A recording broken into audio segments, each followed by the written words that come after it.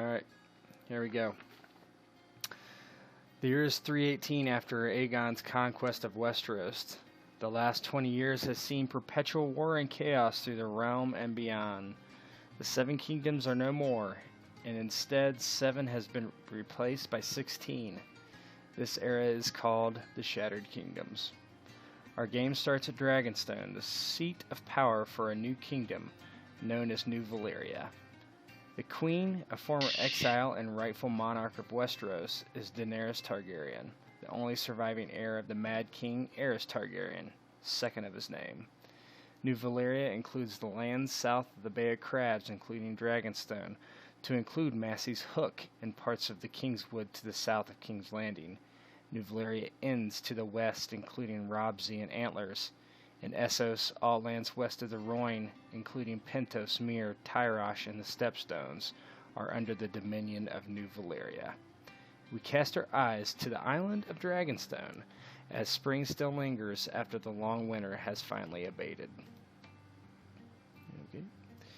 One more thing. To Dragonstone you were summoned from near and far. New Valyria's capital was the old seat of the Targaryen kings after the Doom destroyed what was Valyria and destroyed the freehold that had brought the Valyrian rule from Valyria to Gis, Dragonstone. At the entrance of Blackwater Bay, Dragonstone dominates the view from every direction below the Dragon Mount.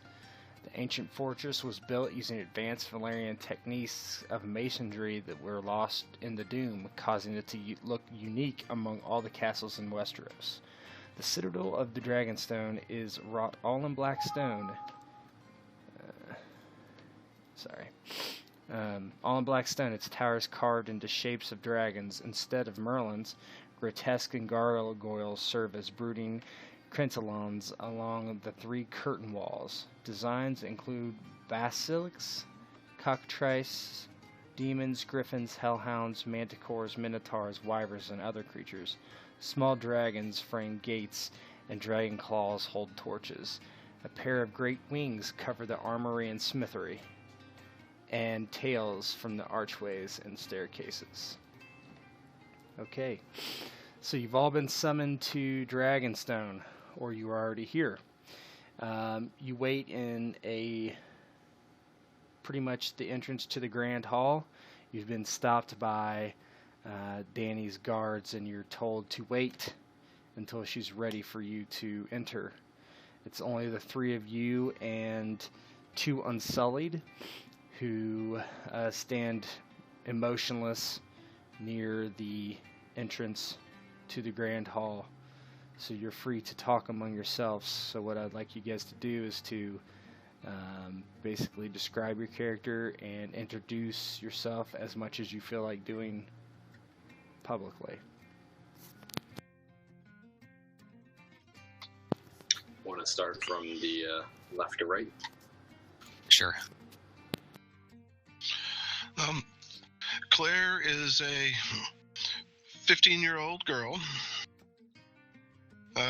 Red-haired, green eyes, quite pretty.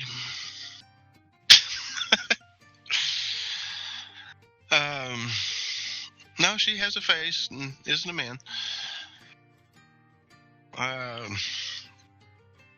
Let's see. Not particularly fancy dress. Probably small folk.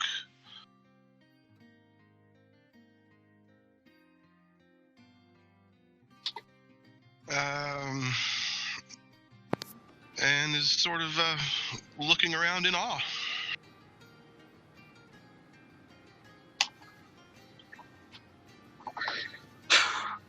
Lord Spire, in the current room, is probably the only lofty titled gentleman. He stands about average height for a man of Westeros, so around the 5'7" region, by empirical or by standards of an American. He has a very well-kept beard that rounds about on his face and is very clean cut. He does have a widow's peak, and it he wears his hair in a kind of manner such as this picture we're correlating. Nothing seems out of place with this man. Everything seems to have its purpose. He wears, at the moment, and again, he's probably wearing the most expensive thing either of you two have seen. The dress and manner that he's wearing are two different types of very fine Dornish silks, adorned with the most elegant cloth that you could imagine to have as an undershirt. The buttons on the silken vest and on his cuffs are made out of silver coins.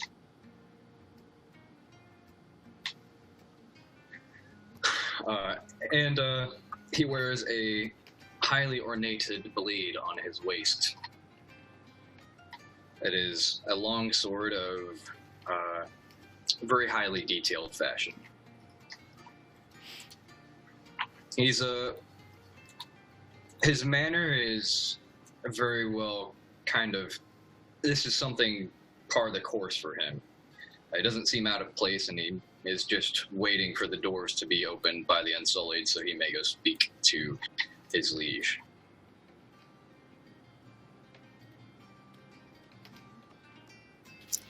Alraldus is casually leaning against the wall in a nonchalant fashion.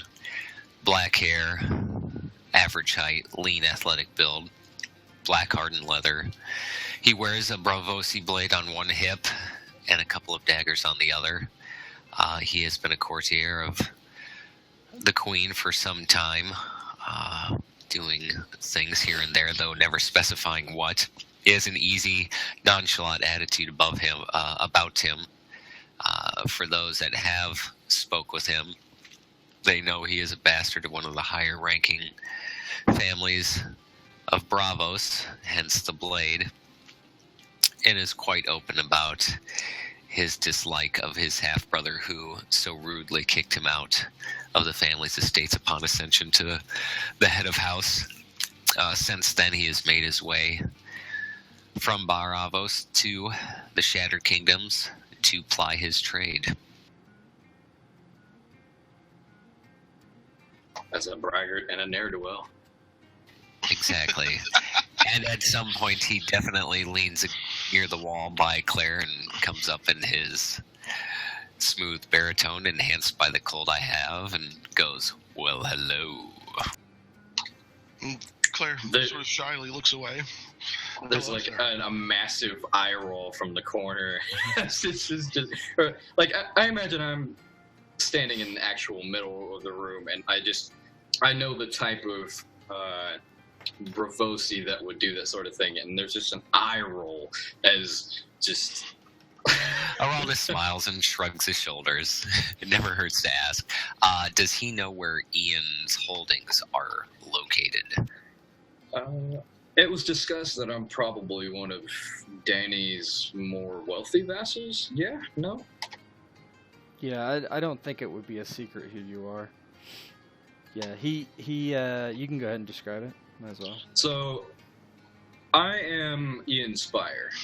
My house comes originally from the Stormlands, but during the Gold Cloak retaking of the area, or the Golden Company retaking of the area, my lands were forfeit, and I was ousted. And my family had originally supported the against Robert's Rebellion, and then that's where I came into service then. And since then, I've created and manufactured the wealth procurement of Dany's empire thus far. I've done, at least on the Westerosi side, I've managed numbers, mercantile ships, incoming trade, and I'm also someone who's helped smooth things over with the transition of what she owns in the actual Westerosi continent, the lands that she holds there after the Dothraki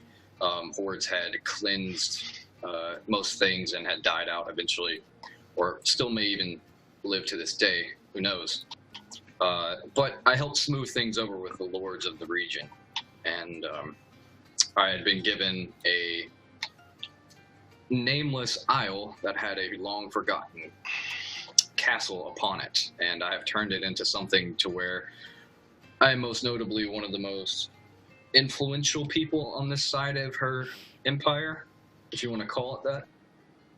If not by land and obviously military power, by coinage.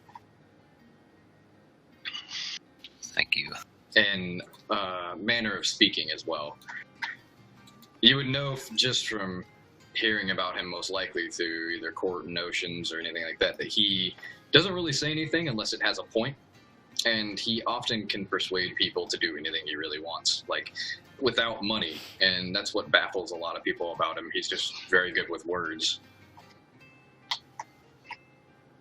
Okay. So if you guys are ready. Well, before we go talk to the Queen, Claire will approach Lord Ian and curtsy. She holds out a rather heavy coin purse and says, "I believe this is yours, my lord," and winks. Yeah, as Ian was walking and looking around, he didn't know that Claire moved over and, without even seemingly being too close to him, robbed him of his coin purse with what he had on his person at the time. Oh, God. That would have been at least in the excess of 20 gold dragons. And she hands them back over to you. Oh, well, thank you, my dear. I must have dropped that. Indeed, and Lord. He has like a general, surprised look on his face, and he says, well, I shouldn't be one to hold back on someone as generous as yourself. You could have walked off and kept that for yourself. And, he digs in the pouch and opens it, and then hands her like 3. She's quite taken aback. Well, thank you, my lord. And quickly. Please. There are more where that came from. Oh. Araldus can't help but, he goes to Claire, you can grab my coin purse, but I won't give you much money. You beseech this lady's honor. That's a word that gets thrown around a lot. Well, my friend, you exactly aren't of the Westerosi bent. Very true, my lord. All right. So one of the Unsullied turns to you, and he nods, and in his thick, very thick accent says, "Come, I take you to the Queen now." And he turns and marches you up a spiraling staircase past various oddities and depictions of dragons and other crazy weird stuff.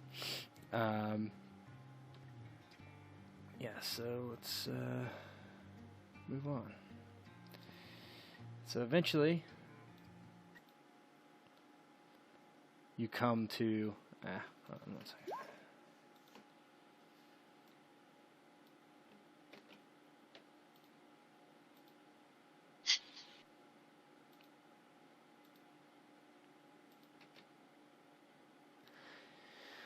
All right.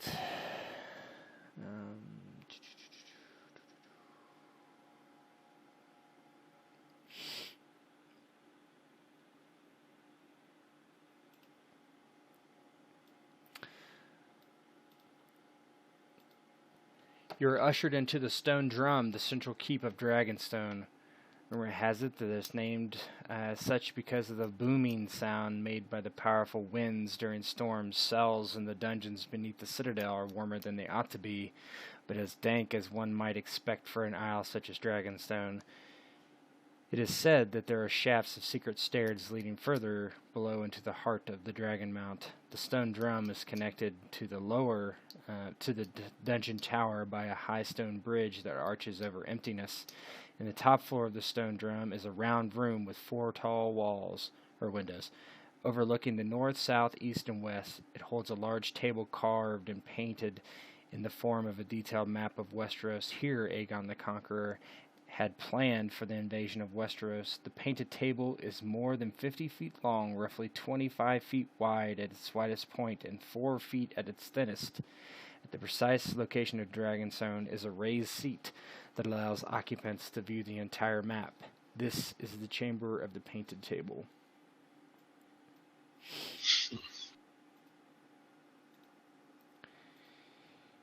Queen Daenerys Targaryen sits upon the raised seat at which Dragonstone would be located. Her eyes are transfixed on the huge map of Westeros and does not meet your gaze as you are ushered inside the chamber of the painted table. Her purple eyes stare at something her family held for almost 300 years but lost, and still seeks to regain as their right. But only through guile and blood would it be reclaimed. Finally, the woman, who looks closer to her early 20s than her mid-30s, peers up at you as you shuffle inside. She waves at the table, which hosts various seats around it, though none are raised as her chair is. She wears a red silken dress, fixed close to the neck, with long sleeves to the wrist, and the cuff of the skirt reaching to the top of her ankles, even as she sits. Her fingers are dressed with ornate rings of gold, silver, and various jewels. She looks at you and asks, "Are you ready to do your duty?"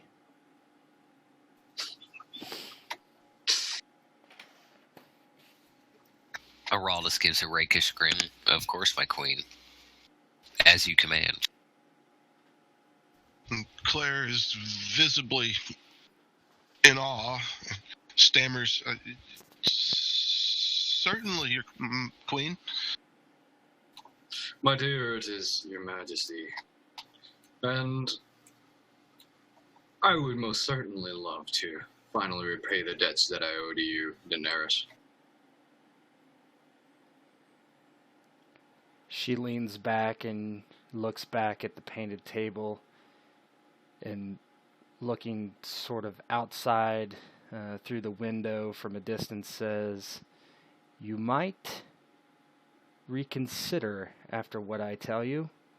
There'll be no sitting in your halls, Lord Ian." Well, that is a shame. I am in my middle ages, and most men of my age would love to sit and fatten themselves on wine and good food at this point in their lives as their sons dolly about and make fools of themselves, chasing after young women. But I suppose some of us had better things to do, and, well, you wouldn't be calling me here if you didn't think it was important enough. Oh, it is important. As you know, my lord, and perhaps the rest of you do not, I have run out of men. There are no more men to fight in Westeros and Essos both. And my forefathers conquered Westeros in one way. You will be going to the mainland. You will be going where I cannot see you, and I will not know where you have gone. There is reasons for this. I need something someone has, and you will get it for me. You will be going to one of the furthest points in Westeros from here. That is the Citadel. Marwyn the Mage. Have you heard of him? I will tell you about him. He was a maester, and now he is all but a king and sorcerer. He has something that was mine once, many years ago, but squandered by my departed brother. They may not seem like much, but they are important. I have been researching with my advisors, and they need to be brought here. But as I said, I cannot know your path more than a little way. And she doesn't really get into the details of what that means. And then she says, I suppose I should tell you what they are. They are 3 dragon eggs. I mean to hatch them. I mean to hatch them and take Westeros as Aegon the Conqueror did. And she kind of leans back in her chair and takes a deep breath. And she says, I don't expect you all to survive necessarily. But you three are who I trust for this mission and this mission alone. Araldus is steel. Ian's silver tongue. And Claire's very light fingers. Ask of me now what you will, and I will tell you.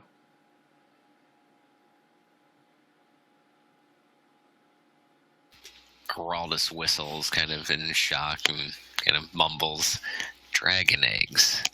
And I assume they're within the Citadel themselves. They are within the Citadel. I do not know that, but that is what I would assume.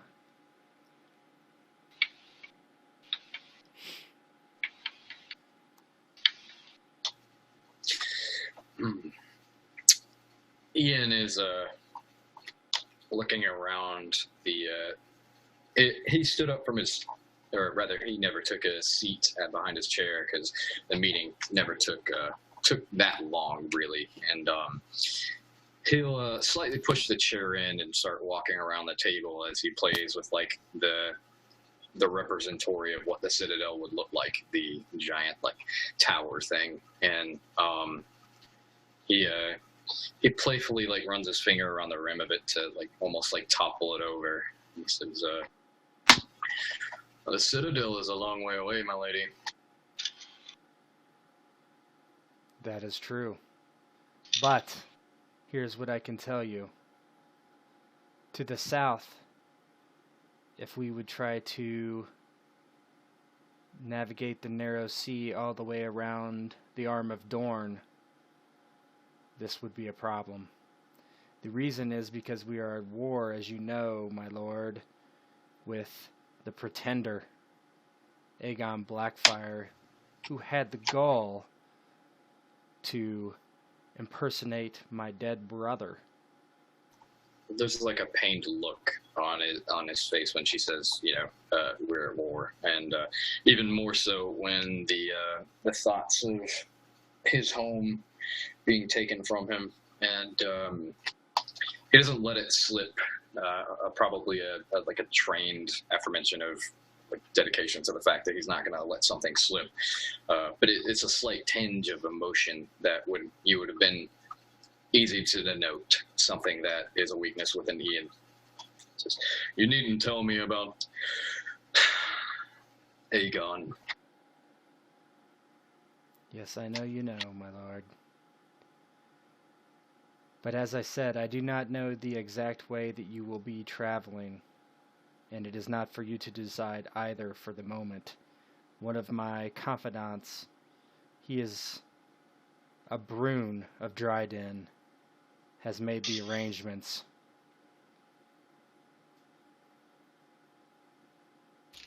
Araldus kind of sits there deep in thought, thinking of the different options to go and which may be more circuitous but safer. And he does mention, I would perhaps feel a little more comfortable in this adventure, maybe with some castle-forged steel on my hip. Every little bit helps. Is that all you bargained for, is steel? Oh, This is Queen Daenerys, and you asked for steel. And he like tips over the figurine of the Citadel and just has a hearty laugh. Steel matters when it's saving my skin, which is just as valuable. I could buy your weight in steel. If that's what you asked for, then you've come for the wrong thing. Oh, it sounds like you're offering to buy me a castle-forged steel blade, then. I humbly accept your offer. No, that is not exactly what I would offered you, but I can. Danny raises her voice and she looks very irritated and says, "Enough. If you want the castle's forged steel blade, I would have you one smelted, but I believe your blade is a little too small for what's currently available." Araldus can't help but laugh at that. There's a slight little quiff from Ian, although it's more like a cough, and he expertly hides that. Araldus thinks to himself, but is smart enough not to say it aloud. It's just because the coin purse it sits next to is so big. It's Black Bin version 2.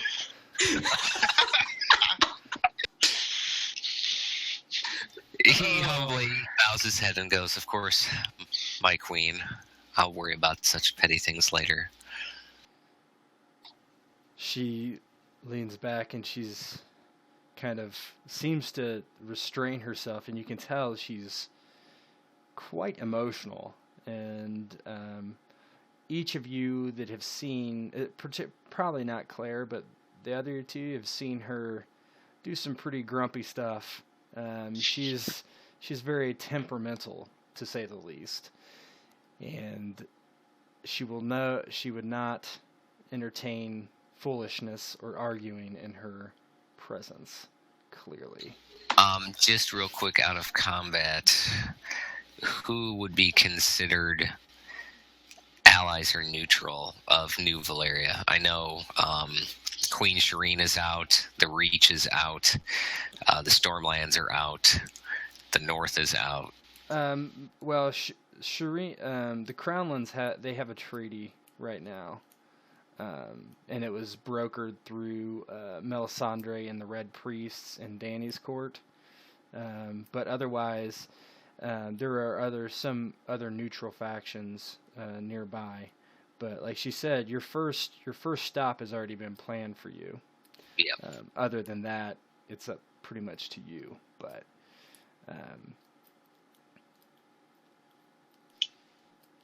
and she's like, "Is there any other questions? Otherwise, you should prepare yourselves and head to the port. There's a ship waiting." My lady, who is to be in charge of my estate while I'm away? Do you have a Castellan? Well, I wasn't exactly privy, and I unfortunately didn't get to ask my household to come with me when I was ousted from my own lands. So no, I have no one to partake and hold the region as I would. And as you know, my family is no more. "I will send someone," she says. She doesn't really give you a details of who that might be. Do you Here, my trust thanks, me? my lady. Well, you gave me the land. I turned it into something valuable. Who am I to say that you can't send someone to see about protecting my own lands? After all, I do hold them in your name. And she nods and she's like, "That's correct. I will send someone, and until you return, they will oversee your holdings. If you should perish, I will ensure any kin or anyone that you might feel should become your heir will inherit that, regardless of blood ties. You should make it known before you depart." Aye, that I will, my lady. We, as you said, you had a boat out in the port. Yes. Right. Well, I'll tell my fleet to go home unless you have use of it. Not currently, my lord. Well, just know that I do have some raiders if you wish to send them about. Do feel free to use my men as you please. I will. And you spoke something about what we wish from this.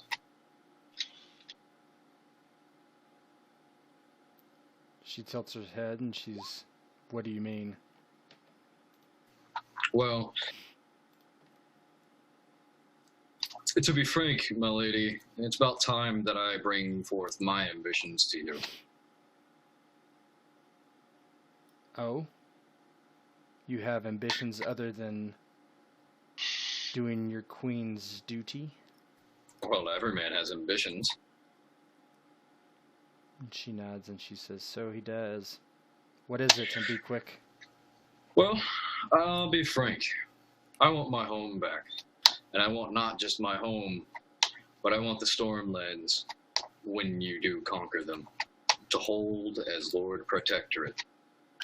Aralda stifles a laugh and puts a hand up and goes, no, I'm sorry. I'm sorry. Go ahead. And he just, is standing there. The queen What other man waves, do you trust? waves at the Bravosi, and she's like, stop. What other man do you trust on the Westerosi continent other than hold something as that dire and that of importance? I am a Stormlander. You have no one other than myself that would actually be profitable for the region. I can turn it into a wealthy region, as you know I've done in my own land that you've given me. You have no one other than myself that would fit that description. Going forward into Westeros, you're going to need me. Go ahead and roll a persuasion convince.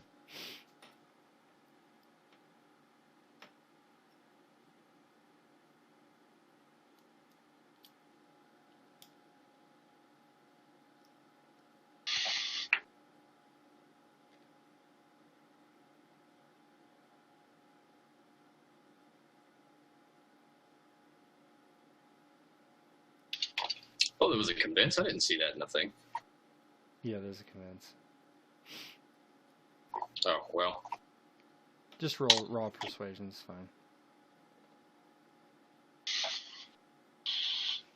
God, I can't. Okay, 14. And that is with... I need to see something real quick. This looks like straight 4 dice, right? Which makes sense.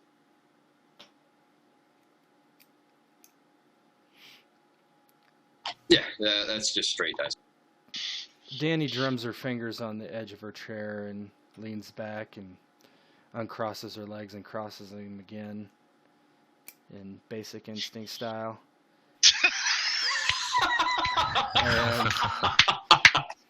and says, "My lord, if you bring me these dragon eggs, they are hatched, and we take Westeros, then you may have Storm's End."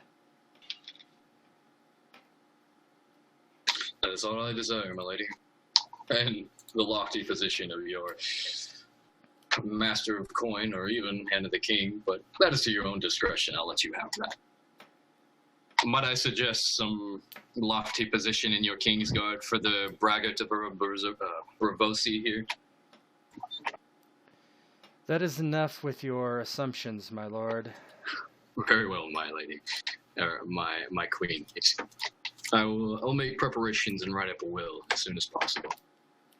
Good. Now depart unless you have other questions about what you're supposed to do instead of trying to get yourself more positions in my court. We'll return with 3 eggs, my queen. One more thing, my lady. Or my queen, excuse me. Still using my lady. That's fine. As he turns to look at the exit to the stone drum, he turns to look at her and everyone else in the room. Where exactly are we going? I do not know. We'll figure that out along the way. We're starting a dry den. We'll decide from there. Right, so well, I won't waste any more of your time. And, he turns to leave, leaving Ardolce and Claire into the room. Okay. Claire curtsies. My queen. As Claire leaves, Dany states, "Be careful, my dear, but you are the one who will have your hands on the eggs. I know it." Claire's eyes kind of widen. She nods. Yes, Majesty. Okay. So you exit the chamber of the painted table, and the Unsullied takes you immediately down the stairs the way you came, and tells you, basically gives you an hour in a small room with a table to prepare yourself. So just out of character, to make this go a little faster, what do you guys do you want to do? I would give you a Castle Forged steel sword, but I don't think they probably would have a Bravosi blade on hand. Very true. So anything you guys want, you can ask from me, and I will give it to you now. Or do you want to take care of anything like your will and stuff? I mean, you can figure out what you write later, but I'm sure, you know. I think I quickly dropped up something to the effect of "to whom all are concerned." Basically, I'm naming what is his name from Prelude? I have to go look, but I'm basically buying up like literal like traveling supplies. And am I allowed to take my personal guard unit? No. This is what word am I looking for? I was going to say subterfuge, but sneaky. Ah, okay. A personal guard is 100 men in full plate, prancing around. Yeah, okay. Well, I'll tell my men to go home and, prep the raiders and get everything ready, and then I'll go out and possibly buy provisions unless they're being provided for us. Or, you know what, I'll acquire them on site, actually. And other than that, I guess I'll probably, at the very cusp of the little end of it, I'll ask the two. So, as we get out into the main hallway, do you have any qualms, anything you would need for the journey ahead? I don't know if many of you have been on boats. I'm from Bravo, so I've been on a few boats in my time. Well, I was speaking to the lady, but... she's only ever traveled by boat once, coming here. Well, I guess that would have been a water journey. Do you have any quandaries, anything I can acquire for you? Since we'll be working together, we may as well. Well, I assume that maybe it was Danny's people that gave Claire the weapons that we discussed earlier. Crossbow. Yeah, you've been outfitted by Danny at this point for what you've done for her in the past. Okay, well then Claire is probably properly equipped. She wouldn't have any, food or anything of that nature. Poor girl from Flea Bottom. Yeah, they'll all supply you with that kind of stuff. Yeah, Araldus, he just smiles. Weapons on my sides, the armor on my skin, and the money in my pouch. That's all I need. We'll worry about stuff as we go along. Very well. The man of action. Let us be about us. And he walks on. And Araldus adds, and yes, no thank you to the King's Guard, or Queen's Guard in this case. I would rather not. Okay, so once you're done, the Unsullied comes in and immediately leads you to the docks with no delay. You're not permitted to talk to anyone, go anywhere, do anything other than go straight to the boat. There is actually only one boat in port right now, which is strange because Ian's boats were there. They're no longer there. So you assume Danny already sent them away. As you come in there, you see a man standing on the gangplank waving you in. He looks slightly, looks pretty rugged type of guy. And one second. Copy.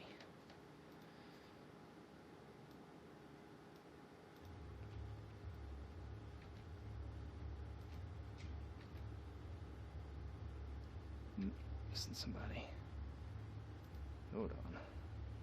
Where'd he go? There's double Ardulce. Yeah, there might be double Claire too. Yeah. Hold on 1 second. Let me grab him. I don't know what happened there.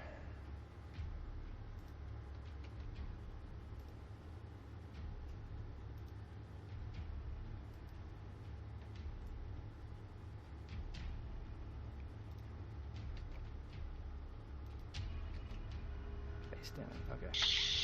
All right.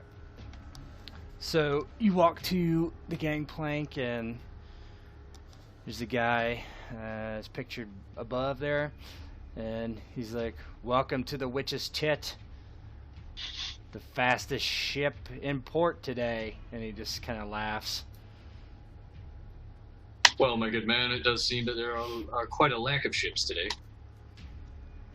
I might add. "All for you, my lord," and he smiles. Right. He's like, "My name is Lester Brune of Dryden. We'll be getting away now, as the Queen has ordered. If you would, step inside." Araldus hops onto the ship and sighs and says, "Let's see what this bitch can do." Yeah, I think Ian has, like, one of his, like, he paid, like, a peasant to move a box of his stuff, a crate, if you will, a locked chest of all his parchment, his change of clothes, his weaponry, his armor, stuff like that.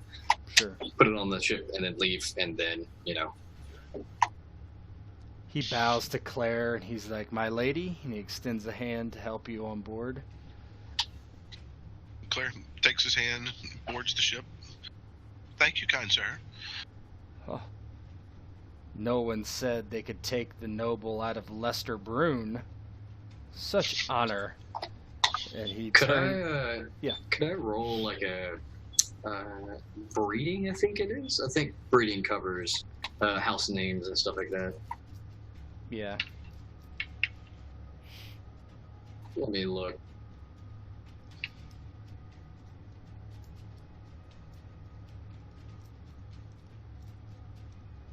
I mean, I'll just tell you about House Brune. So House Brune of Dryden is essentially a noble house from the Stormlands that is currently occupied by New Valeria. It's on the northern part of the coastline. Okay. You would know that. I mean, being originally from generally that area anyway. So they're a fairly minor noble house. But he's like, "There's no delay, my lords. We must be going." He's like, "I know that the Queen did not know exactly where you were going, but I do." And they cast off the ship, and you can tell the ship turns north. And you start going along the coast. And he's like, "My lords, I should tell you now where we're going. We're actually going to the sisters." That's right, the 3 sisters. We'll be putting down there and, well, bribing the pirates to let us by. And then I'll be putting you down in the Bight, in the swamps. Hate to say it, but that's what's been decided. Hopefully they don't sink our ship when we get too close just because they feel like it. So I'm to guess that the Queen has many enemies with many ears on Dragonstone. Well, you would be correct. There are always people listening in on quaint conversation there, Adults. Lester chuckles and he's like, "I don't think so, my lords. Perhaps you haven't heard of the rumor about the Queen, huh?" You mean her candle? "Yes, her candle. Well, as I hear it, the candles work more than just one way. So I don't think she wanted to know. That's what I was told." Seems rational. Though, who believes the tales of old wise cracks like a glass candle? Lester laughs. He's like, "But you believe that some mystic king came back and saved Westeros from some demons?" there's a I lot. believe an extraordinary man made that happen, not some king from the dead.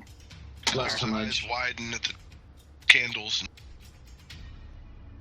Well, my lord, I've seen some strange things, but I know not to argue with Queen Daenerys or those that planned this trip. You'll find that I rather enjoy conversation, so feel free to speak to me in very great detail if you so wish. It's hard trying to find someone who can hold a conversation these days. Lester chuckles. He's like, I'm going to actually go help with the ship, my lord.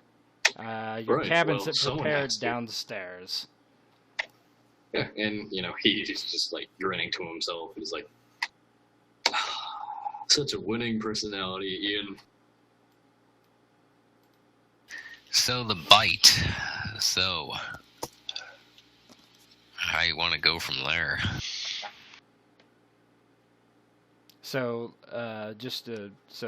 just everybody's clear. So the bite is essentially the neck of Westeros, right? For those who don't know or might not know.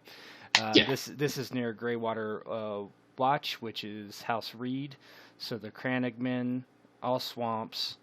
There's really no road east to west or west to east. The King's Road is the only road in the area. On the causeway, it goes north to south, in between Moat Cailin and past the Twins to the south.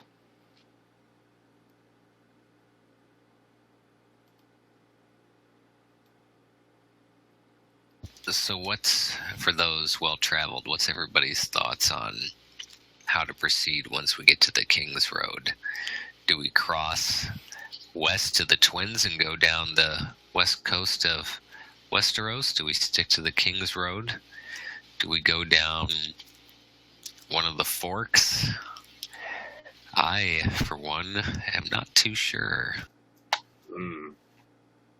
Well, it's outright that we would go to the Iron Islands and sail around that way, book passage, because it's the Ironborn. So that's not really happening, as I imagine we're all kind of convoluting. I say we seek out the help of, well, not help, but maybe we can make our way to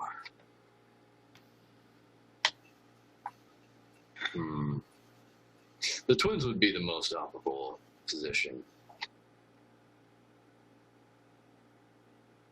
So you guys can roll a knowledge roll, and I'll tell you about the Twins if you want. Sweet.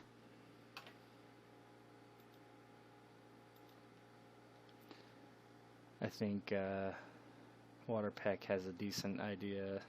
Yeah, I'm not gonna say anything. Metagaming, but Metagaming, I'm not gonna say nothing. Yeah. Nothing. Claire, you can roll too. So, Claire has the best knowledge of the Twins, just being from King's Landing, which is, not close, but not terribly far away, where the rest of you have been kind of secluded off on Dragonstone, and she knows that, the Twins don't have a great reputation, clearly, which is common knowledge from the past and the Red Wedding and such. And they also are ruled by a king. They're actually one of the kingdoms of Westeros now. And the king is King Walder the Immortal, who is reportedly about 120 years old. And they pretty much have been in seclusion, other than being in pretty much constant warfare with the Riverlands over the last 20 years. So, yeah, that's what she knows. So she can feel free to tell the others.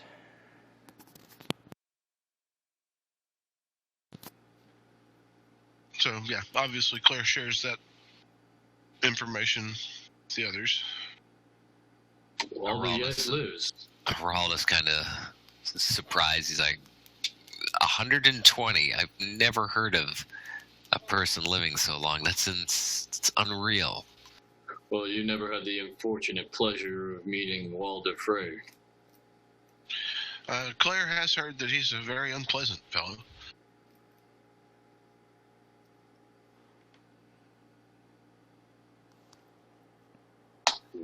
Well, we'll be sure not to cross him. Well, if we mean to come down from the neck, we will have to cross the twins. No pun intended. Oh, anonymity is our ally in this venture. That as it long is. as We could just be a merchant. we can avoid the twins altogether if we stick to the King's Road. We'll definitely come across his bannerman. Yeah, his bannerman, but we'll likely have to pay some sort of passage, but... Well, it sounds like you're the man for the job with that. Yes, I think my involvement with this has gone a lot of ways.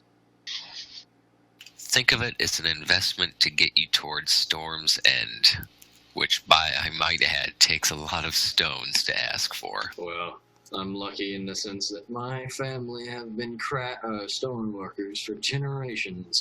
And he kind of, like, pops his collar a little bit. Okay, so you guys talk for a while and kind of try to come up with a tentative plan based on where you think you can get to. And in the middle of the night, you just hear the gales of wind outside and the ship just tossing and turning, and none of you can sleep, and you hear people screaming and yelling up on deck, trying to get a handle on, something that's happening.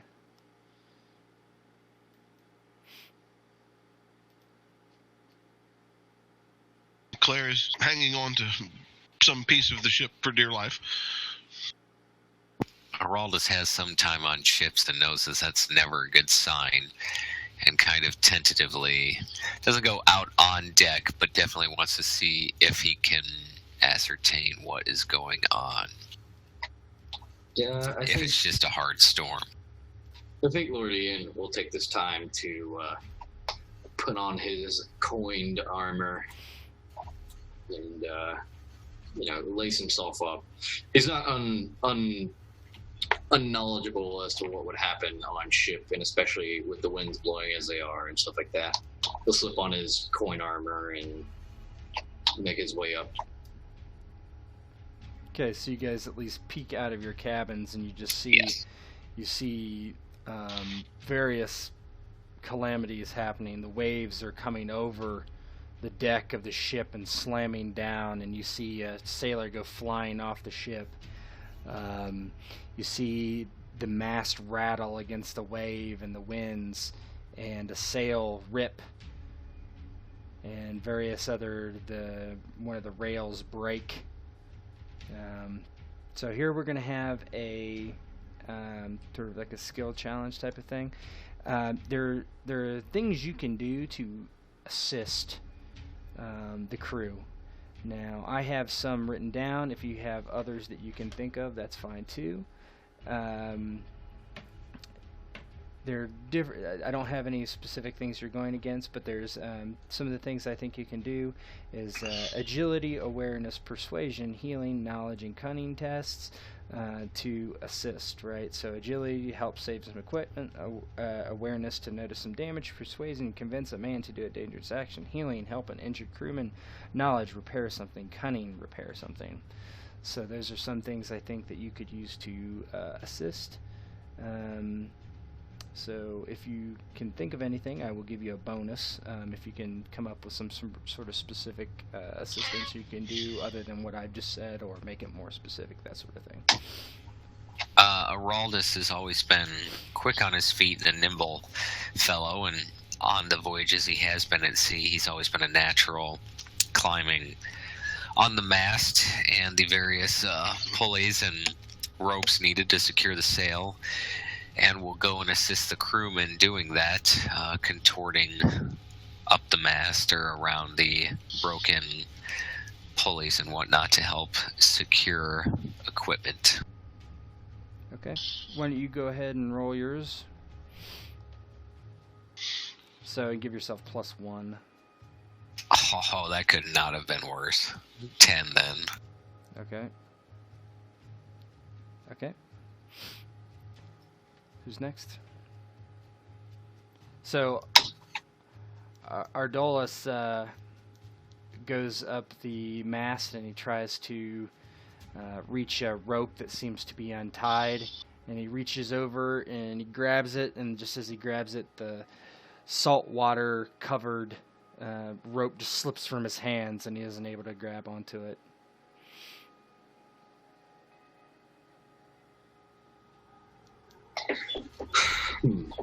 I think Ian is going to look around for some rope and look towards a broken railing and hastily wrap, with the help of another sailor, a bit of like a kind of like relaxed railing. So he'll do like a straight path along the bit that isn't broken, and then he'll make like a knot to tie like a makeshift railing for now, so people don't just stumble and fall off or into the water, basically. And I'll roll cunning for that. Okay, that's fine. You get a +1 to your roll.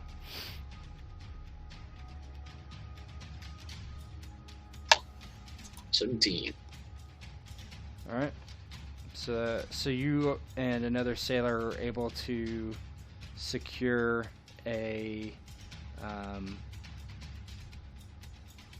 knot and rope enough so that you replace a piece of railing that was broken.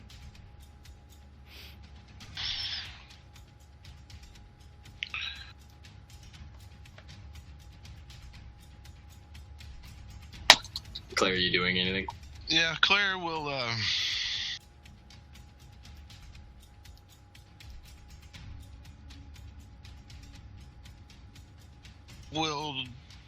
try and get to where she can see when the big waves are coming, and give the guys some, try and get an awareness. Okay.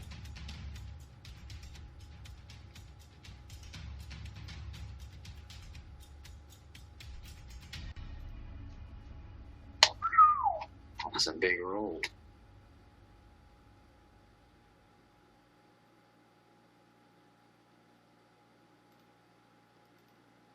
Um, 17. All right. So, as another wave just comes crashing, you yell out, and about 6 guys just duck, and the wave kind of goes over them, and they all raise up and cheer as none of them get swept overboard. Okay. So now you guys can repeat the task, but you cannot do the same one. So we have to use a different stat. Yep. I mean, if it makes roleplay sense, like for Araldus, for instance, grabbing the rope, he can do it, but he has to do it in a different method. Okay. You just can't. You can't use agility, cunning, awareness. That's all I'm saying. This time, instead of being a little bit more nimble, he tries the brute strength approach, using his athleticism. While he's more of a lithe, athletic individual, he does have some strength, and makes an attempt to continue securing the lines while Claire looks out for the individuals below, and Ian uses his knowledge to assist.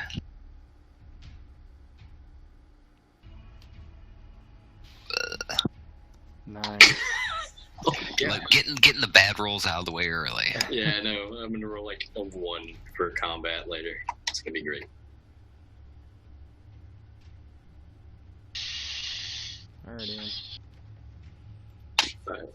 Ian is going to look around the general area and notice that one of the smaller masts of the ship has cracked, Well, he's going to attempt to do that, and it's on its collision, or it's on a collision course with the some of the basically men on deck. Okay. Okay, So that's without the +1. So you're able to spot some damage and the cracks happening, and you warn the people on deck, and a piece of we'll just say part of one of the masts breaks. Not the mast, but one of the things keeping one of the sails upright flings down, and metal piece flies into the deck. But as you tell the men that it's coming, they leap out of the way, and it cracks the baseboard of the deck, but no one is injured. Claire? Claire's watching out for waves, and she notices that one of the lines that go from the ship's wheel to the rudder is coming loose, and so she's going to try and use cunning to stop that from failing. Okay. Don't fail on that. So she rushes to the rope and holds it tight for a moment, and then kind of loops it over another like a part of the on the below the wheel. There's a we'll just say like a metal hook, and she kind of lassos it on that after the damaged part of the rope to keep it from straining at the time being. So as you all help in your various ways, the crew kind of gets a handle on the bad weather and the damage on the ship and everything that you've seen, and then in a couple hours you're basically in calm waters with your ship in fairly good condition considering the storm that you just passed. Lester Brune comes up to you, and he smacks Ian on the shoulder with some familiarity, which he probably shouldn't do, and he laughs, and he's like, "You saved the tit. I appreciate it." And he just laughs, and he's like, "Oh, sorry, my dear," and bows to Claire awkwardly. Claire just kind of chuckles, being from Flea Bottom. Witch's tit is far from the most offensive thing she's ever heard. Aye, that we did. It has been some time since I personally sailed aboard a ship, but I'm not averse to the idea of it. You might know of me, Lester. I know of you. Well, my reputation on the sea is unmatched, so clearly. Ha ha ha. Can I roll actual reputation to see if it actually is? Sure.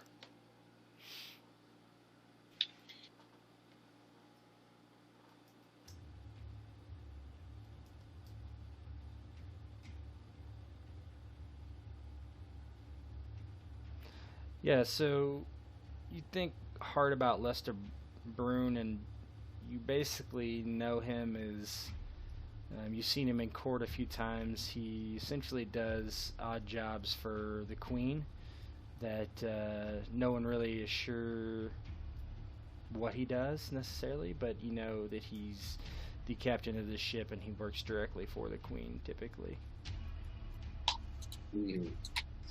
Some call you a pirate, Boone. A pirate? And he laughs. A smuggler, a pirate.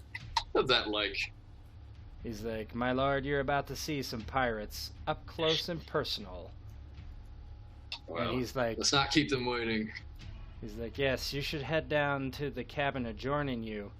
We have a gift for these pirates. It's called a bribe where I come from, my lord." What, from the Stormlands? The bribe? The bribe is for House Sunderland. Very well. Ian won't waste any time. Yep. All right. So, to the west, the fingers of the mainland can be seen, and on your right, you are shadowed by 3 large war galleys that lead you forward.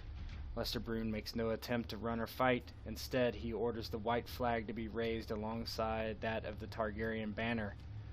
For the next half day, you are led north and west towards the 3 Sisters and Sweet Sister in particular. Eventually, you dock at Sisterton, your destination. Sisterton is a small, mean town rank with odors of pig waste and rotting fish. Its streets are made of mud and planks, while its houses are daub and wattle hovels roofed with straw. By the gallows gate there is always hanged men with their entrails hanging out. The night lamp, a lighthouse, shines bright in the distance. You spy Breakwater, House Borel's keep. It is said that House Sunderland keeps several small keeps throughout the islands and use Breakwater when it suits them. Today you are led towards Breakwater, which is built partially on huge stone arches that stand as bulwarks against the Bight. Entry to the Breakwater is by a bridge of black basalt and rusty iron portcullis. Its defenses include deep salt moat and a drawbridge supported by 2 massive chains, followed by a larger gatehouse of algae-covered stones. Steps lead to the Breakwater's cavernous stone keep. Its entrance is covered by a threadbare Moorish carpet. Breakwater's hall is gloomy and has a leaky roof. Only 4 of the 20 wall-mounted sconces hold torches. A white spider crab on a gray-green field, its sigil of House Borel, is embroidered on the banner above the hall's hearth. Beside it is House Sunderland's banner. 3 women's heads, white with black hair, on a barry, wavy blue and green field. You are escorted directly to the grand hall. There, sitting on a high chair, is a bearded man in his middle years, wearing the colors of House Sunderland, not Borel. The guards about are a mixture of House Sunderland and Borel, but next to the chair is a youthful gem of a man with bright blue eyes and dark raven-like hair. He wears a set of full-plate armor and displays his sigil of gulls, a 3-headed dragon breathing flame sable. This is the sigil of House Blackfire.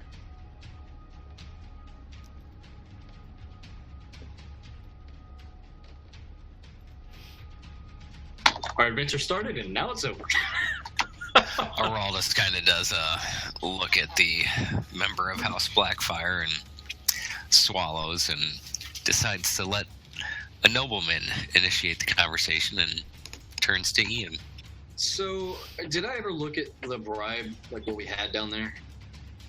Yeah, it was just a huge chest of gold, silver.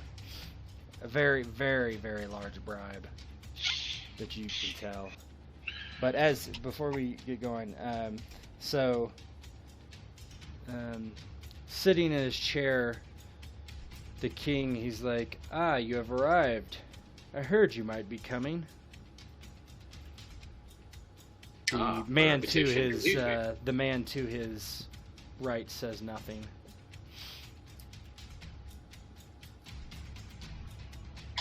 You heard that I was coming. Well, it is true. I'm here to do some trading.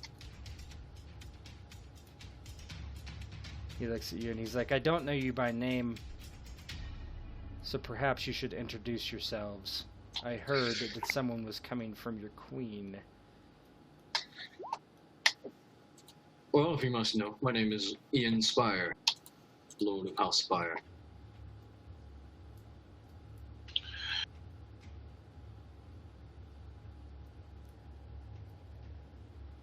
He says with a very polite overtone and a hushed manner, not wanting to raise his voice to the man in charge, keeping good appearances. He waves his hand at the other 2, and he's like, and you 2, what's your names? I am Araldus of Bravos, Miley King. I don't know the proper way to address him, sorry. Yeah, he's king. He's a man under my employ to protect me and my daughter here. Claire curtsies. Claire, Your Highness. Daughter, huh? Doubtful. I Oh, see. that's so. Can I lie? Yeah, go ahead.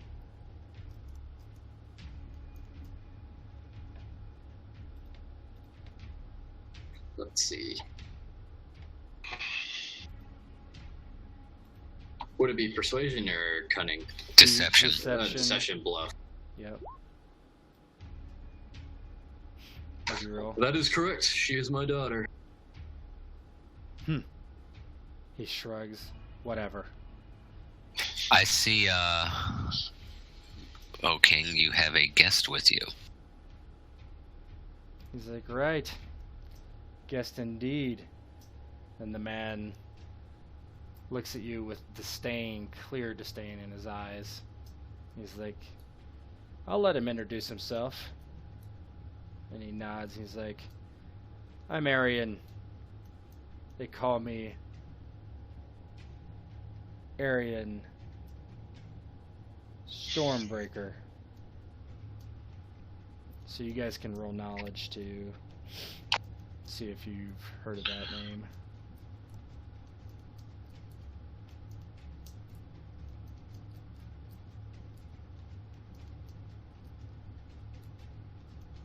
Yes, we can say that. That's fine.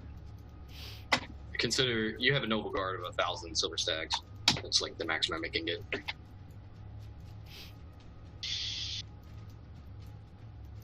That's just like a cover story we would have probably taken care of at the very beginning. That's fine.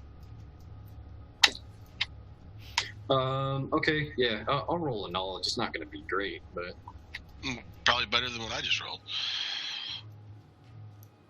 man, I'm killing it with these rolls. So here's what you know. The name is familiar.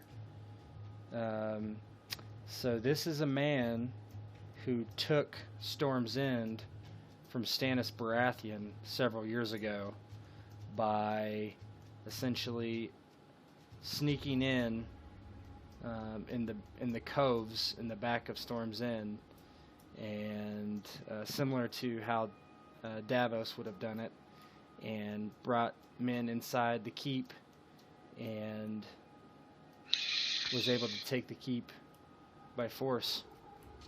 So he's a man of some notoriety. No relation to the Blackfires, though.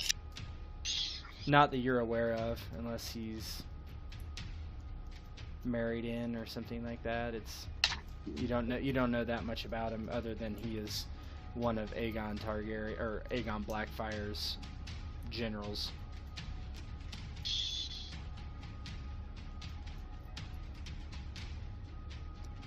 He looks at you and he says, I'm here to take you back to Storm's End, as my prisoners, of course, until the king decides what to do with you. That's so. He's like, it is so. Now, why would you want to turn... Why would you want to do that to someone who has valuable information and who is himself a turncoat of the false queen Daenerys? We can decide that when I take you back to Aegon. There'll be no need for that. I assure you, I am what I say I am. Arian just shrugs and he says, it does not matter. I must take you back to the king, regardless of who you are. I believe we're under the house of King Sunderland, not King Blackfire. I believe it his decision, and we have yet to speak with him. So King Garrett nods and he's like, that's right, be quiet. He's like, I've got a predicament on my hand. I have an emissary from 2 monarchs. I am a peaceful lord, but as you know, or may not, my lands are rather poor. So the money that you have both brought me, let me see it. I've seen his. Very well, if that's what you wish. If you want it here, I would. It is. I do have a sizable collection of money. I was going to use it to start my own business. He's like, bring it here, you lick spittle. Enough of your yammering. And he, he orders some men from the ship to like tote it in all its glory. Okay. So, all right. So what we're gonna do is we're gonna have an intrigue. As many of you can participate as you want. So you're going to be intriguing Garrett, King Garrett. Arion, you can't intrigue. He's going to bring you back to King Aegon regardless if you win or not, because he doesn't have the authority to let you go or believe you or anything like that. Here's what happens. You are going to be intriguing Garrett, and so is Arion. The first to 8 successes wins. Arion's successes, since it's 1 versus 3 potentially, is multiplied by every PC that participates. Okay? So if one of you participates, it's going to be him versus whoever that is. And if it's if it's multiple of you that are participating, then if he gets 1 success, it's multiplied by 2. If if all of you are participating, he is multiplied by 3. So if he gets 1, he gets 3, etc. So the first to 8 wins. I will let you roll initiative for intrigues, which is status. So Araldus quietly stands next to Ian and whispers, I will let you handle this. And takes a step back. Claire, are you going to help? I sort of think I might hurt more than help. Yeah, I think there's a quiet notion to where he says, "This is what I'm here for." Claire, just sit and watch. I'll explain to you how court proceedings will go. Okay. And he like pats her hand and he steps forward to have this little debate. So I think initiative is status, and I go first regardless. Okay, you have some. I have eloquent, which just lets me go first. Okay, so you go first. Well, we still need to roll for the other. Well, we don't really, because we're not.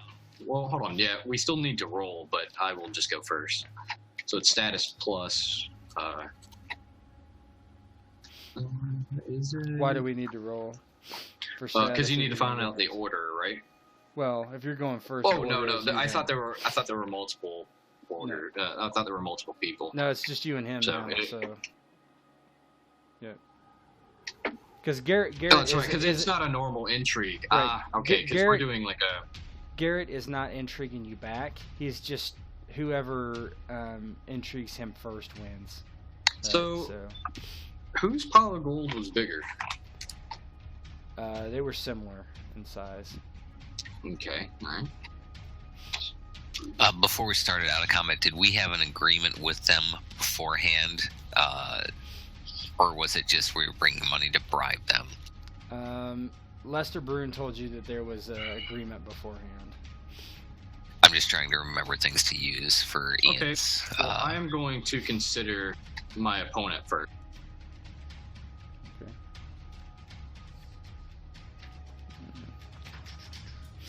So technically,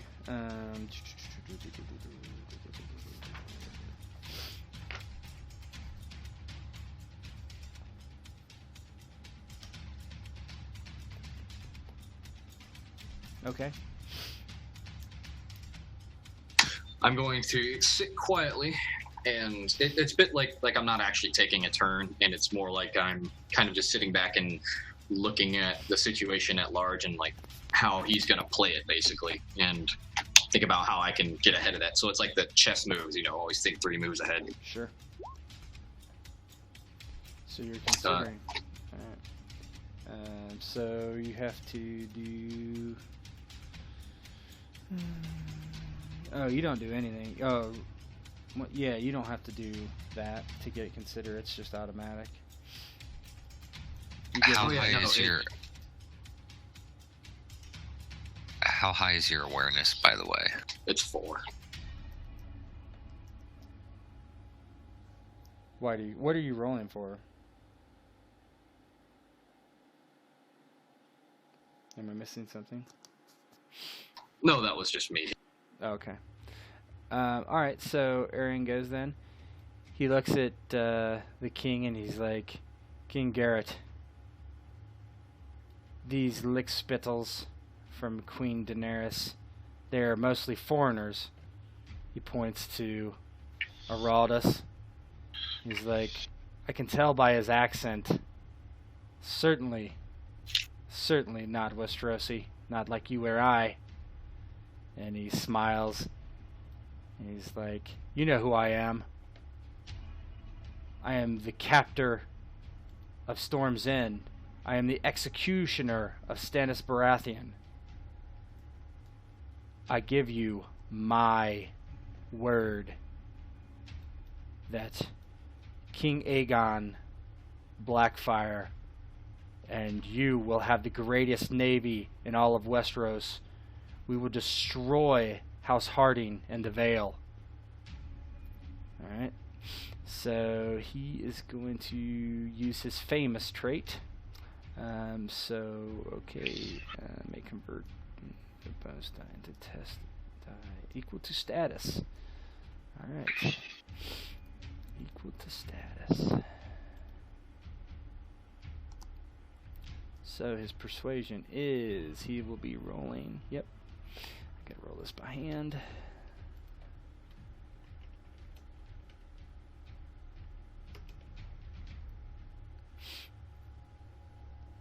So, 19, that's 2 6, well, never mind, 2 successes, I guess I just told you. Okay, so the king nods, but doesn't say anything and looks back to Ian to retort. You would trust a man that would stab someone in the back and not fight them outright, Ian says, after kind of collecting and letting his opponent go first. I'm not here to dissuade you from what you will do. This is your home. This is your ruling. I have no control over it, and I only wish that you do just as to which you think is possible. Now, it will be said that we both have bribes.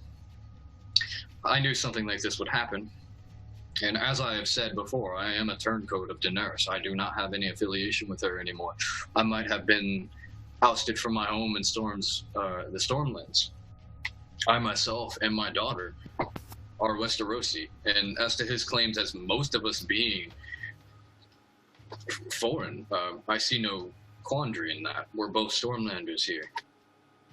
Now, it should be said that if you look upon my house history, I was married to a northern girl. She sired me a son and a daughter.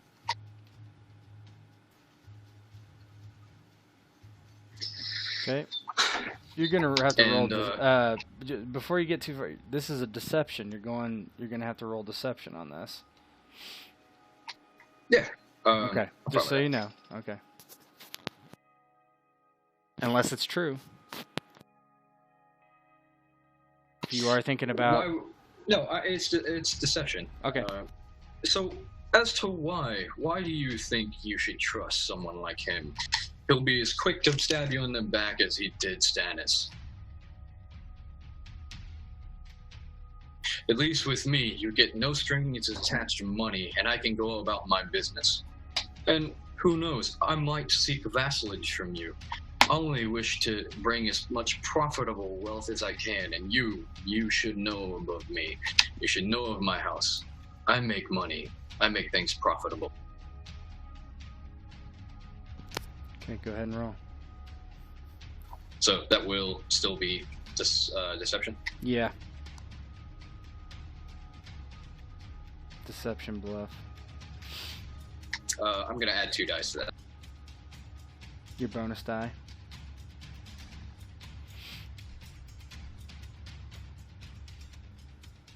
$19. Well, we gotta subtract. They're bonus die from, right? Consider. So they're They're just bonus, like extra die. They're not. If you read it, it's just extra die on top of that. The consider action gives you plus 2B to your next roll. Is that what you're? Yeah. Yeah, that's bonus die. So you would have 12. He'd go up to what? 16. 14. 6, 6, and a 2. Right? And No, he keeps 4, so it'd be 6, 6, Oh, 2, okay. and 2. Okay. 14? Or 16? 16. 16. 16, okay. Alright. So he kind of nods and he's like, I have heard of you. Or at least the spires. I know that you're the one who gets the queen all her money. And Aryan kind of breaks in. He's like, what this fool said about me is completely false.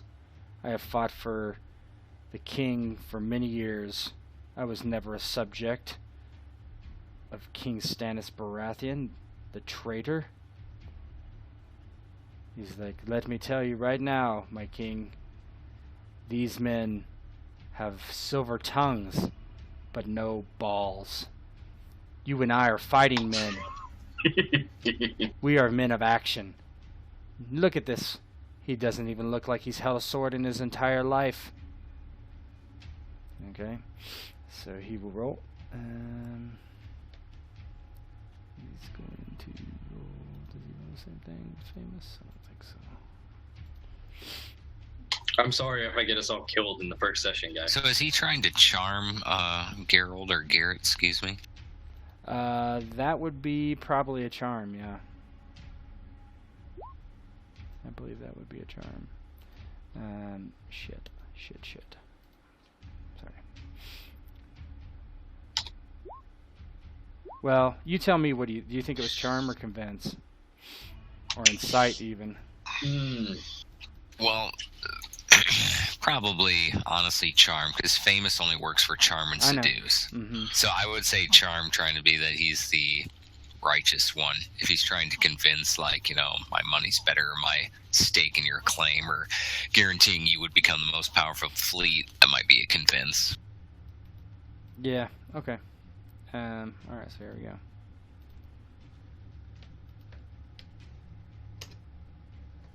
$21. God, Lee, man. Okay.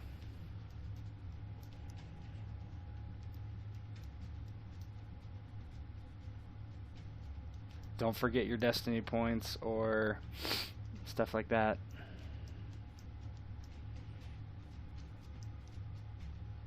And He has 2 successes right now. He had 2 each round. And how many do we? You have 1 currently. So don't forget, you guys at the beginning of each round, so which would be Ian, can help. You can interject or mollify or things like that. Well, I guess mollify wouldn't help, but you can interject if you think you can help. But then any successes he gets that round will be multiplied. Well, no, it's just not helping us that he has 6 status, like, at all.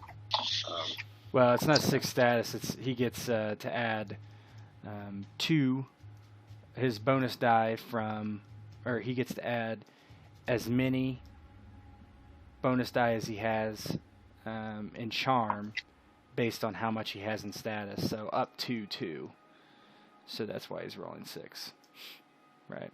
So But he keeps 6? Yeah, because that's what it does, right? It converts your charm bonus die into kept dice. That's what famous does. For famous, you convert, like you just said, bonus dice to test dice if you're using charm or seduce. Are there any rules against using the same action over and over and over again? No. No, basically, like, what you can do, you use the first one to consider to gain bonus dice on the second roll, but you can do things like read target to gain a bonus test dice against Garrett, I keep messing up his name, apologies, but basically you use, that's why I asked what your awareness was, because if you can beat his passive deception, you not only get to know what his disposition is towards you, but now I know this is a 3-party one, so it's kind of unusual, but you also get an additional test dice against all deception and persuasion. Yeah, but right now he's got 4 points and I've got 1, so I need to kind of bridge the gap. What's your highest? You could do persuasion. Everything's 4 because I can't bring it above 5. Right. So, you could do a persuasion, and then with whatever specialty you want, and then spend a DP to get an extra bonus die, potentially. I don't have any DP. Oh, okay.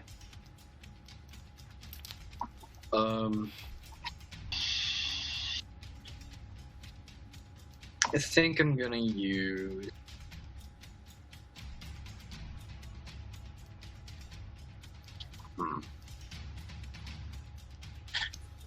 As I said before, King. What's the king's name? Garrett. King Garrett Sunderland. King Garrett. Understand that this man has been known to not, as he says he does, fight openly. He came from Stannis' back. Granted, Stannis did have a position that was nearly insurmountable, as you would know Storm's End to be. But there is a place for honor yet still in these kingdoms. There's a place for that. You yourself, host, allowed us under the White Banner to come here under your protection to have this debate. Are you going to let this braggart and this skull and dagger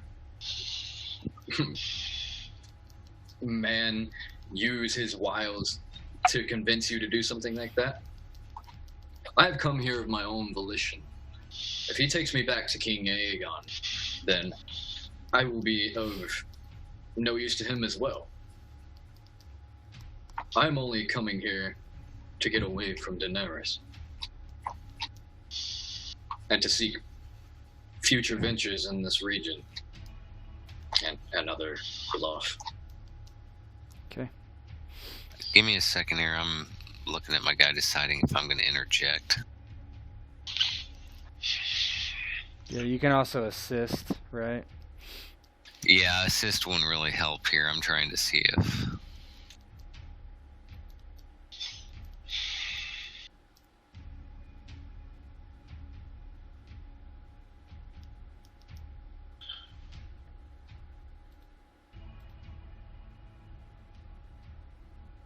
Yeah, no, I'm going to stay out of it for now.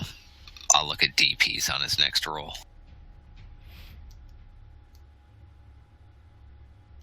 Yeah, nice roll. 21. Nice. That is... Yep.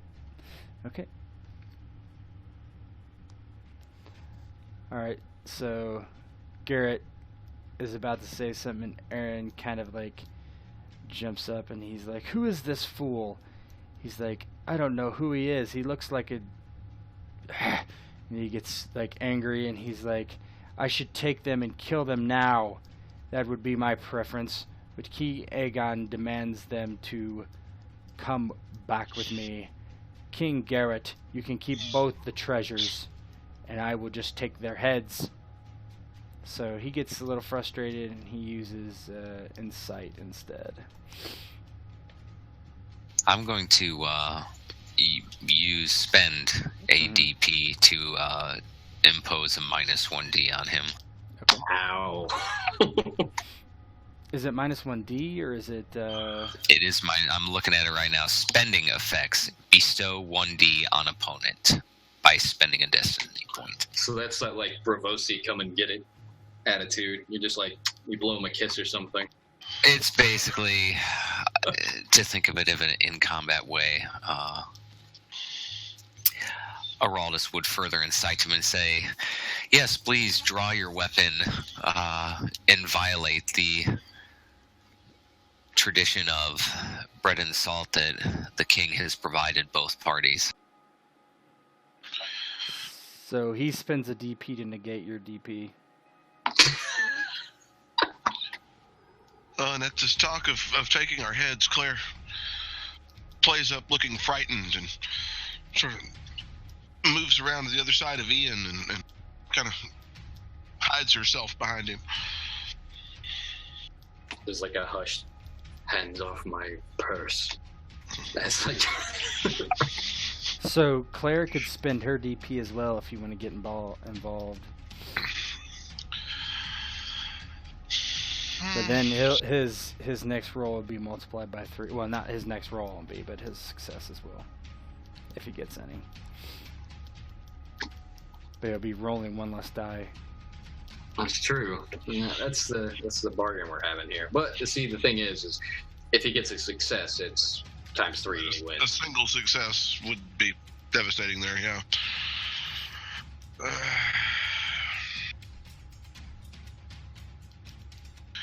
Really, I think it's counted double now, so it doesn't really even matter because it's 2 points now, but it'd be 4 points then. So if you don't help, I mean, it's up to you. You do what you want. He's doing insight, so he's not gonna. The first part to consider this is he's doing insight, not charm. So his bonus dice are not going to be converted to test dice. So the max he can keep is 3. This is true. This would be the time I could get ahead. So this would be it. You hope for a low roll.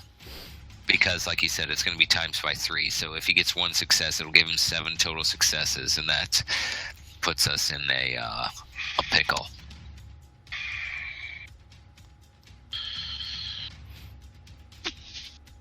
Big moment. What you gonna do?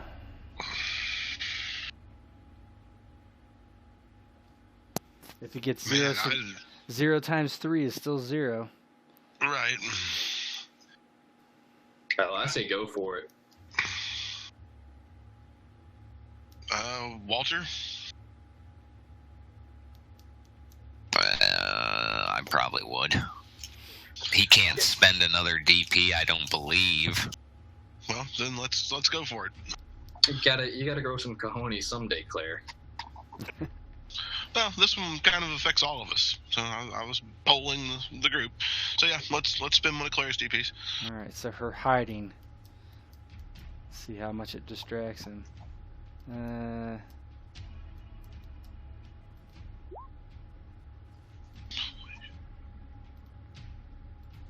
All right, so but hold on, it's not. So so that's actually 11, 13, or no, I'm sorry, it's 15. 15. So that's 3 successes. So Garrett just looks back at Ian and he's like, I do not want to get in a war with King Aegon. His navy is perhaps the only that could match mine, and that is all that is keeping House Harding from invading and retaking what I have taken. We might as well get involved out of combat, by the way, since 1 success succeeds for him.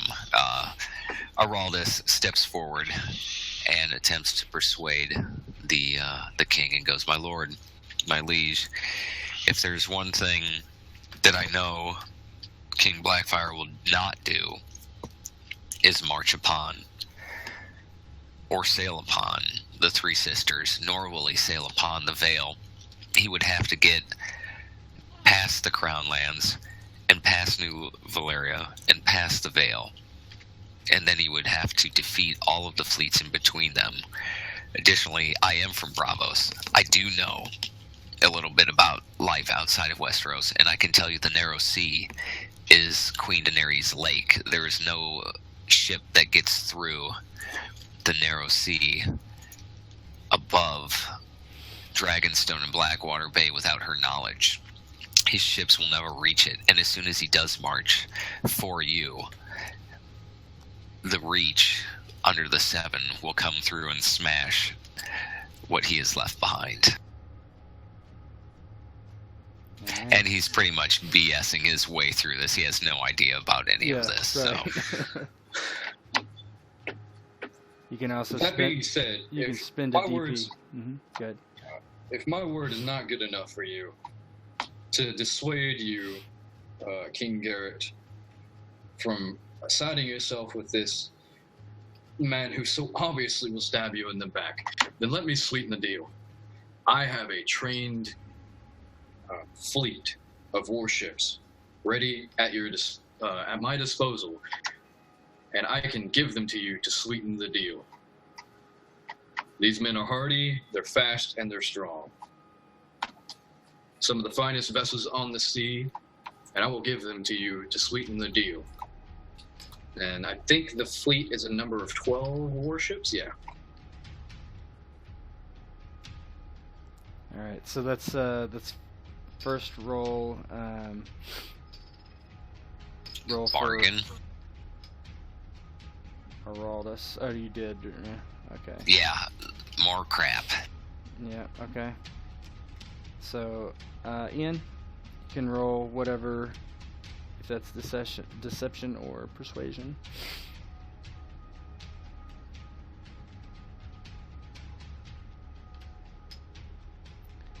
Not bad.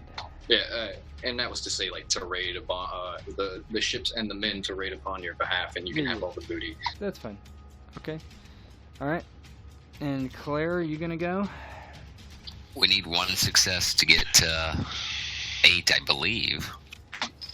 Claire will try. No. No? Okay.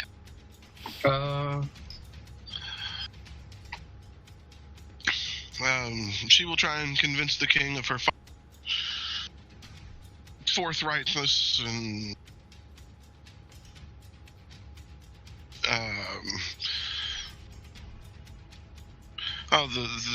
the genuineness of his offer.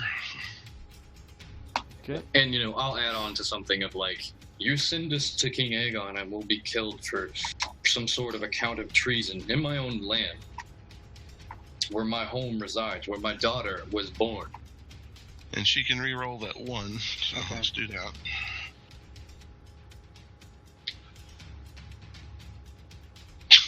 Nice. That helps. So Arian just shakes his head and he's like, these fools. He's like, my lord, I am not known for dishonor. Bullshit. All know me. I executed Stannis as was the way of war. He lost. I put his head on a block and I chopped it off. I did not stab him in the back. My men raided a keep. I took it.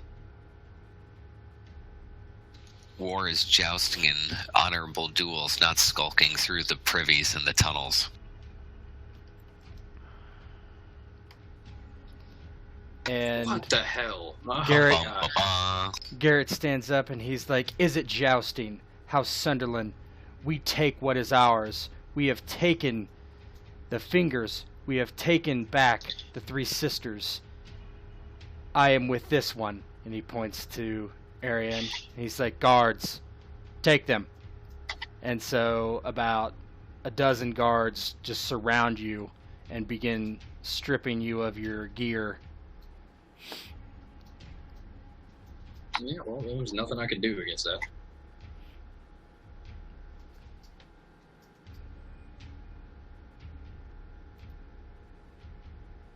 Okay.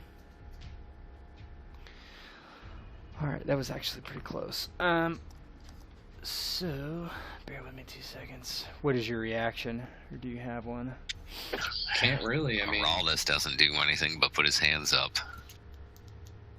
like, we really can't do anything.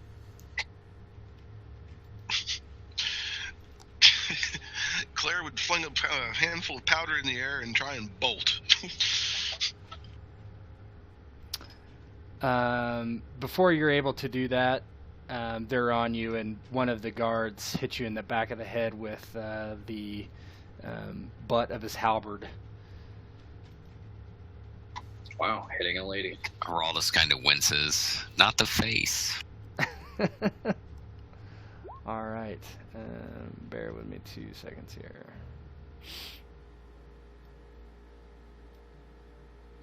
This is horse crap. Is what this is. All right. Hours has passed since the House Sunderland and Peril guards have given you over to Aryan Stormbreaker's men. You had hoods placed over your heads and were immediately taken to a ship. There you were placed in a hold and told to stay quiet. You were stripped of your armor, weapons, and gold and silver.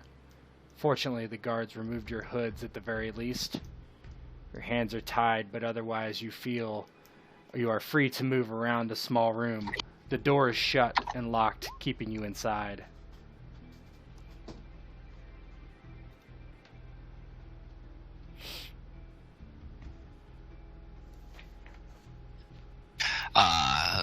Araldus was kind of look around, kind of get his bearings. Have they departed the docks yet, by the way?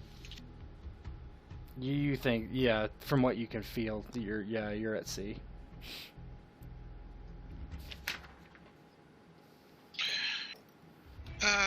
Claire will start looking around the room for any bits of wire or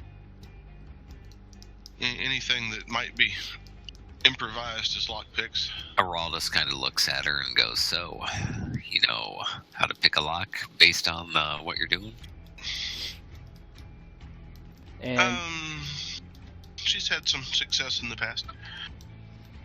so you do notice one thing. You notice a spoon that you kind of look over it, and it is bent, and the bent part has, it's a really cheap metal, and so the metal is sharp, and you think you might be able to use it to tie unfree your bonds,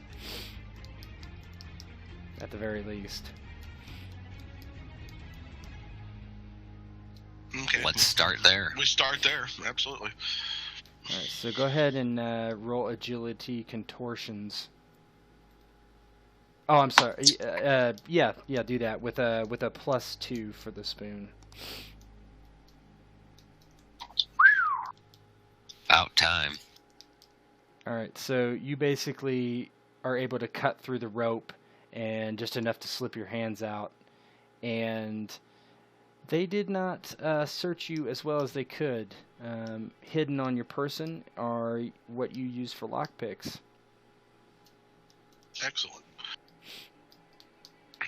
Well, the good news is I'm fairly light on my feet and quiet. If we can wait until they're asleep, I can skulk around and we can see what we can do here. Right. Well, I'll keep a watch out. And, Ian puts his ear up against the door, using his, natural intelligence and his awareness to kind of, listen up as they get themselves situated and trying to do things. Okay. So, are you going to wait for... Claire was the only one knocked unconscious, so everyone else gets an idea that it's probably getting towards nighttime. Just generally how you're feeling, right? But, Yeah. so what are you guys going to try to do? As I said, I'm out just ear against the door, trying to do, the Okay. cups, You hands effect. you hear someone out there. There's probably someone posted at the door, you think. And did you say our gear was not in the room, correct? Or is? It is not in the room, no. What do we have in here for makeshift weapons, if anything? Wait, you each have three ropes. There's a small table, there's a small chair, that's about it, really. Not much in there. Could I make, a shiv out of, a broken piece of the table? You probably With the could. rope? You probably couldn't make a shiv. You could take the legs off and make a club.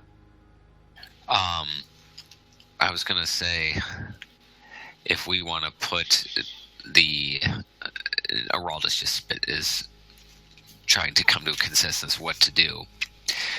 We can maintain that Claire is injured and see if the guard comes in, and when he comes in, use some of the rope to choke him and keep him from alerting the guards.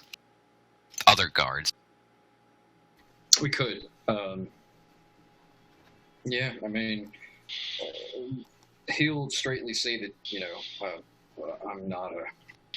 I'm not as spry as I used to be. You'll have to forgive me.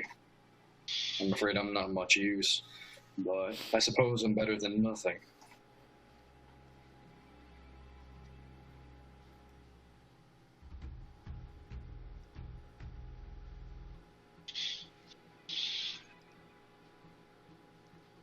Well, it's as good an idea as Claire has. Whatever the case is, we can't stay here.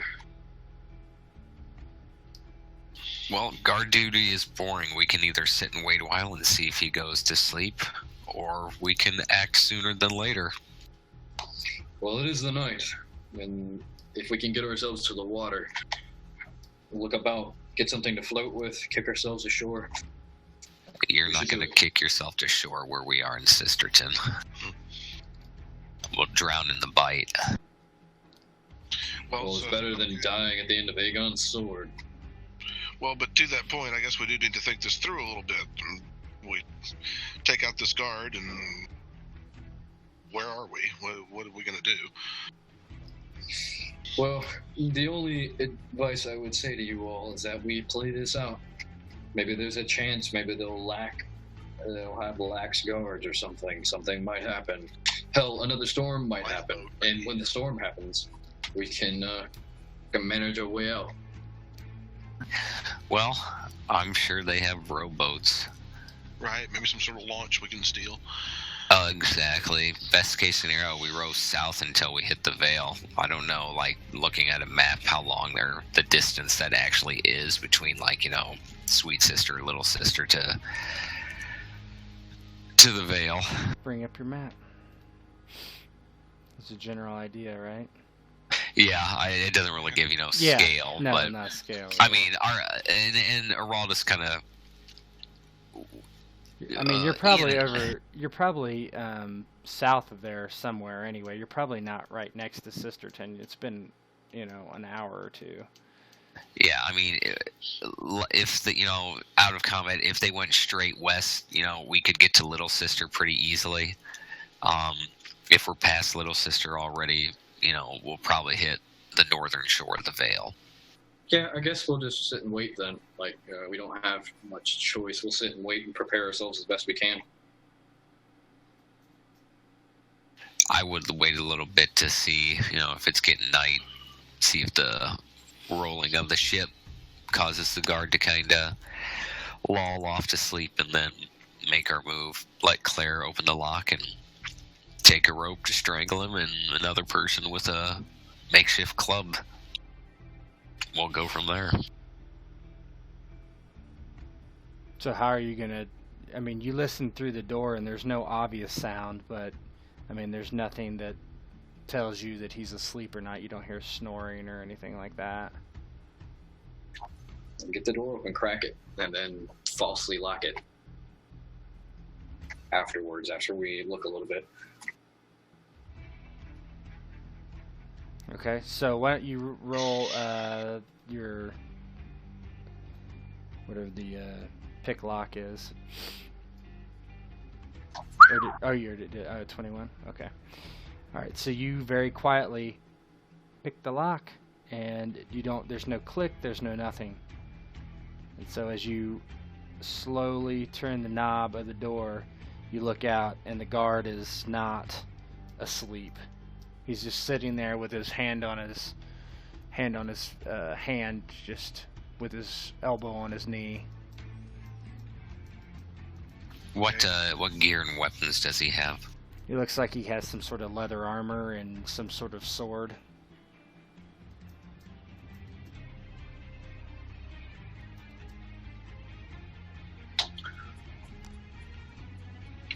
I think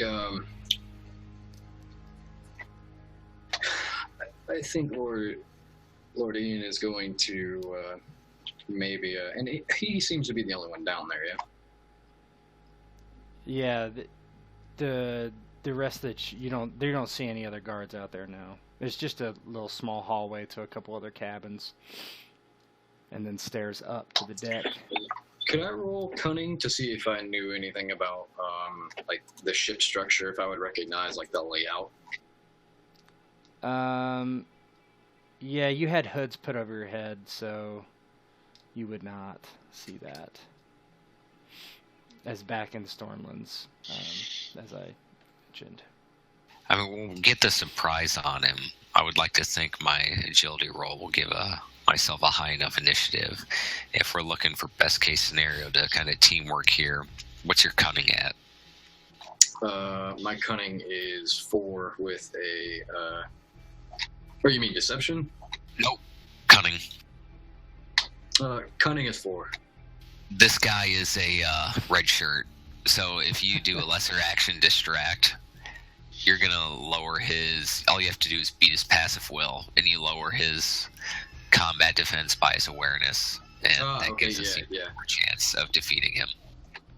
Well, then I think the best thing to do is if we like bluff that Claire has gotten up and fallen to like a wave of the ship, and so that's what we'll wait on and then like she fallen on the table, and the table leg, she's like maybe lying on it, or it looks like she's broken the table. We don't want we don't want to open the door and say, hey, she's hurt, because they'll say, how the hell did he get out of ropes? No, I never said open the door. Oh. I said we close it, relock it, do that setup that I was talking about.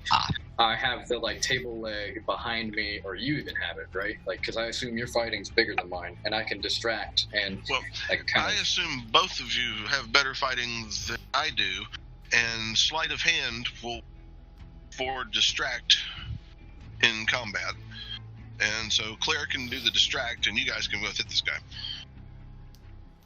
Yeah, I think we should do that. We should just prepare to get to everything and.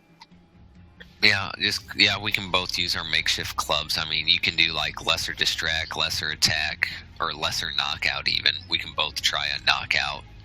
I don't know which one would be better. Let me go look. You can do both. You get to do 2 lesser actions. So your first lesser action would be distract. Basically, the in combat version would be like, hey, she's there's something wrong with her. Come in here.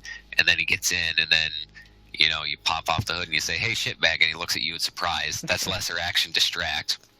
Second action is lesser action knockout, which you have to beat his passive endurance with a fighting test. On a success, you stun your foe, and he takes a -5 penalty to his combat defense. If you get 2 degrees or more, you knock him unconscious. So basically, how this would work mechanically, you would act lesser distract, lesser knockout. So then if you hit him, you give him a -5 combat defense penalty, and he loses his awareness rank to his combat defense. So then I would get up and do lesser aim, lesser knockout, with the idea being I would get at least 2 degrees of success as knocking him unconscious. Yeah, I guess that's how we'll do it. Well, you guys could both do aim and knockout, because Claire actually has a better shot at the distract. Like I said, sleight of hand, one of the thief skills. The description says that it will work as a distract in combat. Yeah, so he can use he can use that, and then you can both aim. He can lesser action. Oh, you can't do. But one thing, you can't do the same lesser action twice. So you can't distract. But you can do distract, and then maybe you can do assist or something. Yeah, I don't know what I don't know what your athletics is, Ian, but if you think you can beat his passive agility with an athletics test, you basically knock him on the ground, and that gives the second person +1 test dice to hit him. I think I'm gonna do that, is to knock down. I don't know, because my athletics is 2, so I might not.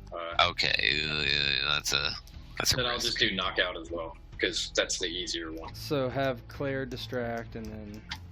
Yeah, but I think we started off with like a bluff from me to get him to come in, and a loud noise. That's fine. However you want to do it. Yeah, how are you going to get him to come in? So basically, we have to wait till it's locked back, And we have to set up the scene quietly, but make sure there's ability to make noise. And like Claire falls over on the remnants of the table and makes a loud noise, and then the guy comes in after we say, "Oh God, she's hurt. Please come in here and tend to her." And we act like we're bound, and we jump as guns.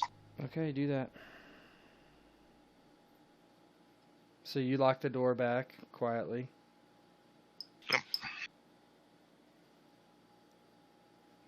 Loud noise follows, like clamoring and breaking of the table, and then like, "Oh, Claire, are you okay?" And there's like a motion, like a muffled, like, "Please come help." Not too loud, but quiet enough. So essentially, immediately is when the loud bang happens. The door clicks open, and he kind of like peeks his head in. And he's like, "What's going on in here?" My daughter, she stood up and fell over and hit her head. All right, roll your bluff. I did. It's 15. Oh, sorry. So he comes over and he's like, "I don't give a shit," and he reaches over and grabs Claire by the chest, and then like roughly pulls open her shirt. So the sleight of hand. What do you do to distract him?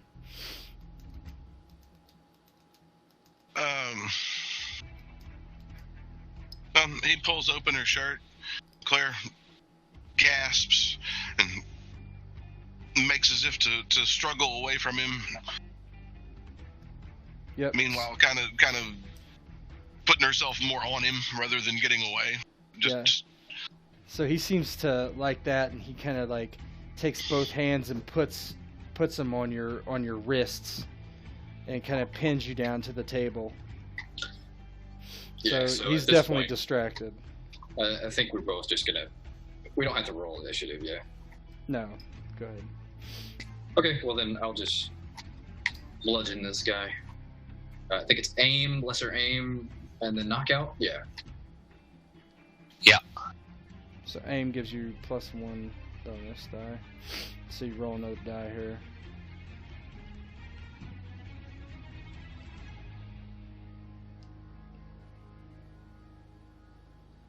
Ooh, nice. This has got to be this passive endurance. Passive, yeah. That'd be 17. Yes, it would. So you, in 2 degrees of success, knocks him unconscious?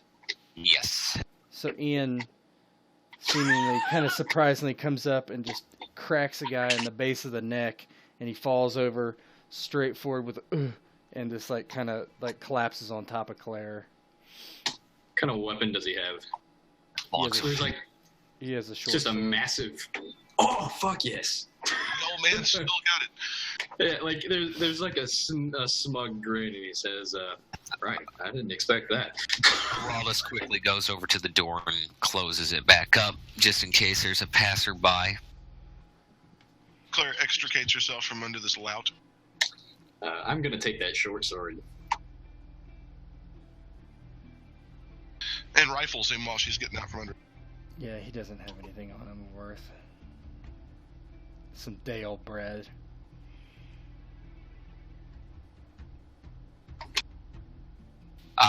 He has a small sword, he said. Yep.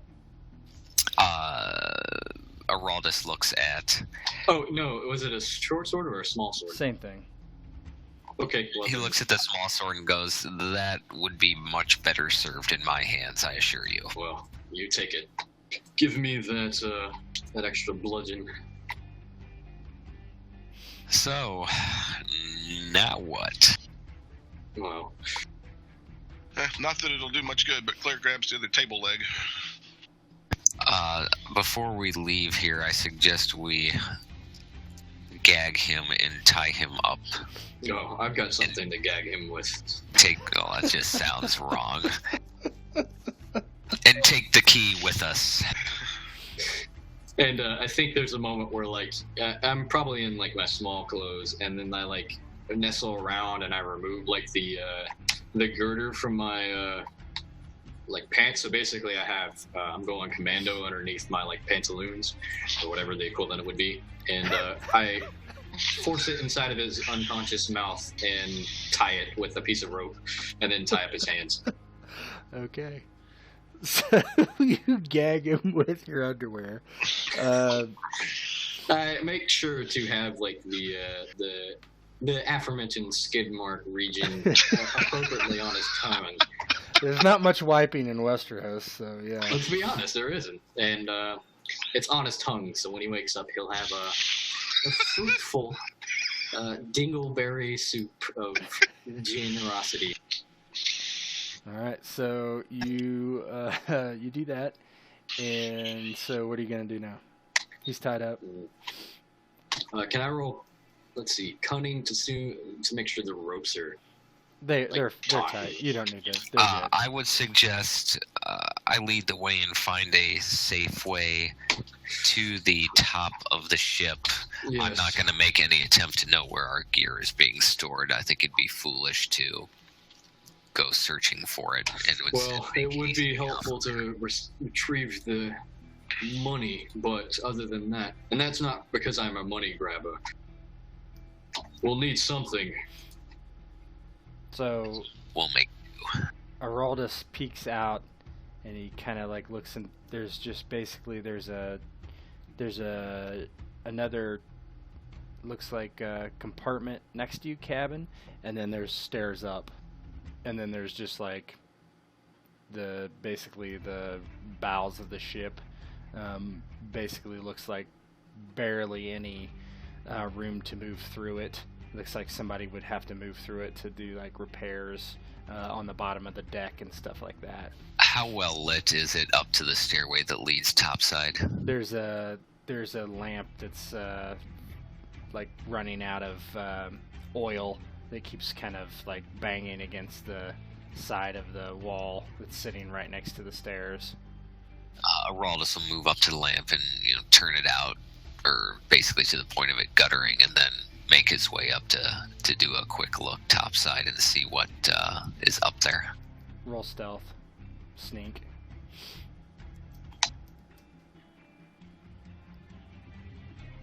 Okay. You go up and you peek up on deck, and you see a few men milling about, but not really too many. And yeah, you see that you could maybe move across the deck unseen if you were smart about it. You do notice there are rowboats, or you don't see the rowboats per se, but you see the ropes hung over the side of the ship that hold the rowboats, right? You're knowledgeable enough about ships to know that that's kind of how they transport them. So. And Claire can do that, yes, if you want. Well, first she'll listen at the door. If there's a keyhole to look through, try and find out. Can't see anything through the keyhole because it's dark, but you don't hear anything either. Okay, she'll check it out. So you notice it's locked. You easily pop the lock and open the door. It's dark in there, though. So you'll have to go in to rummage around. Listen again. See if she hears anybody sleeping. No sound. No breathing. No nothing.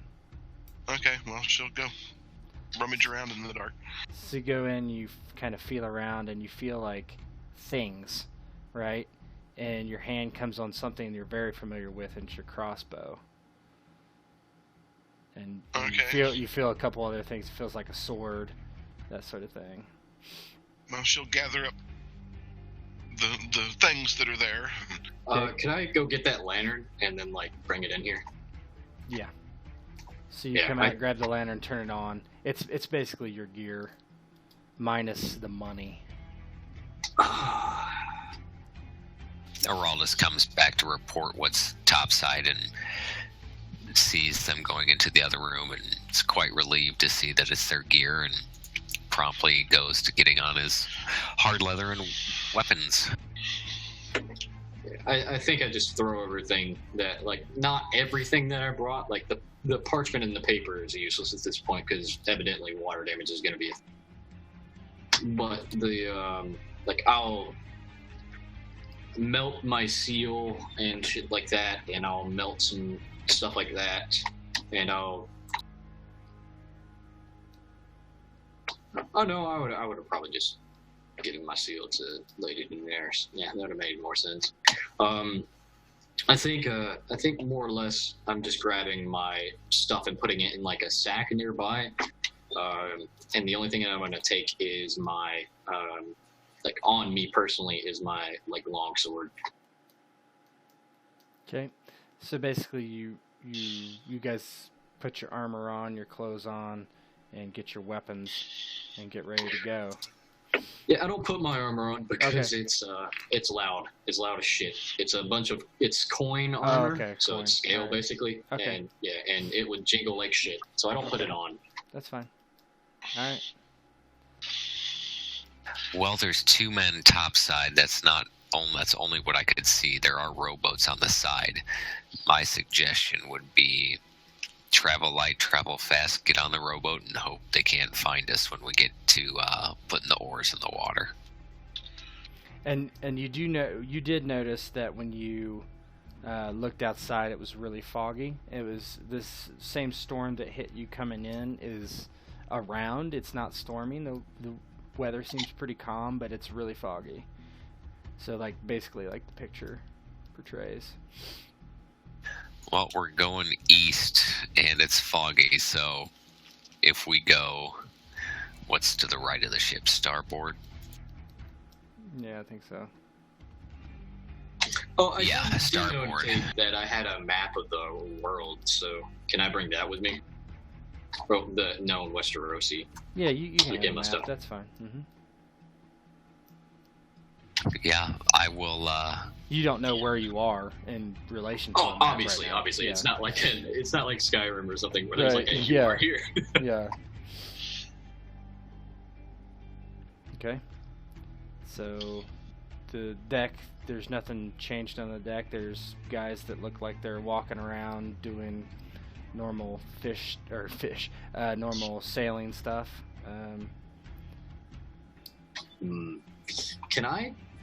Can we set up like a cunning action to like set fire to the ship or something? Like a distraction? Potentially. Like by throwing a lantern, because I have a bunch of oil. I have a bunch of oil. I have 8 pints of oil. Sure. And I'll set that off below deck. Okay. Where we are. I'll just set it up, and as we're getting ready to go up top. So are you setting it like where you are currently, or? Somewhere appropriate. Somewhere where we get a lot of attention. Or. Well, you would have to go. You can either do it where you are, below deck, which, from what you can tell, there's one entrance to, and that's the stairs you are at, or above deck. I wouldn't do it below deck. Yeah, I would do it below deck, somewhere like nearby where we set it up. I would just start the fire, and then we can go upstairs and make our way to. Well, let's get to a boat first. While he's planning his fantastic fire, Araldus is going to kind of sneakily try and approach one of the guards. He said there was like an ability to kind of sneak up on them depending on their like pattern. Yeah, you can roll a sneak. Okay. You kind of duck behind a couple barrels here and there, and you kind of wait for him to pass you, and so his back is fully turned to you. Do I get a bonus on ambush? You would just kill him outright. I mean, this guy should be completely unaware, so really, he's not wearing armor. He's a sailor. I mean, this guy's dead. Yeah, I'm basically doing a greater attack combined weapons with a dirk and a Bravosi blade. So. Oh god, this dude's dead. So basically, you stab him through the back and then slice his throat with your offhand dagger. and he just crumples without making a word. Now you have this body laying on the deck. He'll quickly drag it over by some barrels and get ready to do it to guy number 2. Guy number 2 is not walking over where you are. You're going to have to cross the ship to get to him. All right, now he'll quickly drag him quietly by some barrels so he's not open, like just, hey, look at this giant dead body laying on the ground, and then motion for his compatriots to follow. Okay. So for you guys to get across the ship to the rowboats, I'll give you guys each a bonus die because you killed the nearest guard, and then you have to do it for 2 rounds. You have to succeed both times without. Everybody has to succeed. You have to do it for 2 rounds. The second round, I'll give you a bonus die for the fire. Okay, so you can roll. Basically, it's just sneak. Stealth sneak. There's nothing really else you can do. Okay. So, but then you roll your extra bonus die. So roll 1 die. 9. That is good. Okay. Yeah, I'm trying to be as uncumbersome as possible. Yeah. So you each go across. None of you have armor penalty. I would have made you deal with it. Well, I guess Walter Peck has 1, right? -2. -2. Okay, it doesn't matter. Okay, so you both kind of all scurry across the deck towards the nearest rowboat, and it's a good thing that guard wasn't there, because Ian, I mean, he's not like loud, but he's not exactly the most stealthy one of you. But you get to where you can kind of bend down behind some barrels where Araldus had killed the sailor, and now you got to go for the rowboats. You can see the ropes hanging down to it. Do we see the glow of the fire from beneath deck yet? You see more like smoke coming up, and you can hear people like calling out about it. So it's definitely going. You're going to get your bonus die. Yeah, we definitely want to get in the boat and quietly get her down to the water and row away. All right. So stealth checks again. We get +1D, you said? Bonus die. Yep.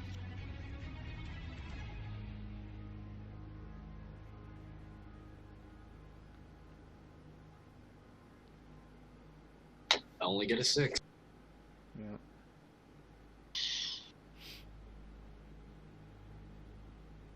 Okay, I messed that up somehow. You did 7d6. Take that first K out. Oh, whoop! There it is.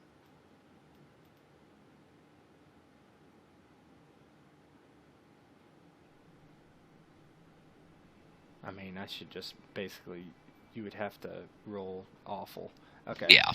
All right. So you're going and you're getting close, and then Ian knocks over a barrel and is do do do do, and you see like people like looking your way, and now some are running below deck, some are running after you, but you're right next to the rail, and the rowboat is right beneath you.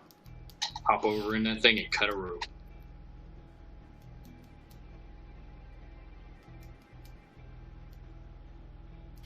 Araldus tells those two to get down and start, using the pulley to get the boat down. I'll hold them off for a moment. Okay, so it's going to take 2 rounds for them to get it down safely, or they can cut the rope and it'll go down automatically, but it could be damaged. So that's your first question. Which do you want to do? Araldus winks and says, "Don't cut it. I'll get this." Very well. How far of a drop is it, by the way? Probably 10 feet. Okay. Oh, nothing. Like, you could just drop into the water and we could pull you out of it. I ain't jumping in that cold-ass water. Yeah, remember, nobody knows how to swim. swimming is very dangerous if you don't know how to swim in this game. So, so 2 guys come up, and I will let Araldus go first against them. They just have small swords, is what it looks like. So you want to roll your attack against one of them, or divided attack, whatever you want to do. I'm going to focus on one. Let's see if this roll works. I am not going to do a greater attack. I'm going to do a lesser aim. Let me see if I can modify this. Do you have acrobatic defense or something? No, I got something else. You just have the water dancer stuff. Man, I really love the water dancer stuff and the acrobatic defense. It's just so good. Yeah, let me see if this works out here. Which, God. So it would be 8d6 keep 4, because the specialty for Bravosi Blade, I have 4 fighting, 4 fencing, plus 1 yeah, but remember, aim, minus 1 specialty. Remember, though, Bravosi Blade has 1B in training. Yep, so, that's why it's 8 instead of 9 dice. Oh, because did you take expert? Wait, hold on. So that would normally be 7d6 keep. Correct, and I used an aim action, so aim. it brings it Okay. up to 8. Yep. Okay, so that's 22. Damage of 5. Damage of 5. So okay, so the first guy you kind of like just play with him, kind of step out of the side and just jab him right in the kidney, and he just like screams and he falls next to the rail and then over, and then he like hits his head on the rowboat and like rattles it as he plunges into the water. And the next guy takes a swing at you, but you see kind of out of your corner of your eye something that looks a bit disconcerting, and that is Ariam Stormbreaker charging for you across the deck. And the first guy attacks you.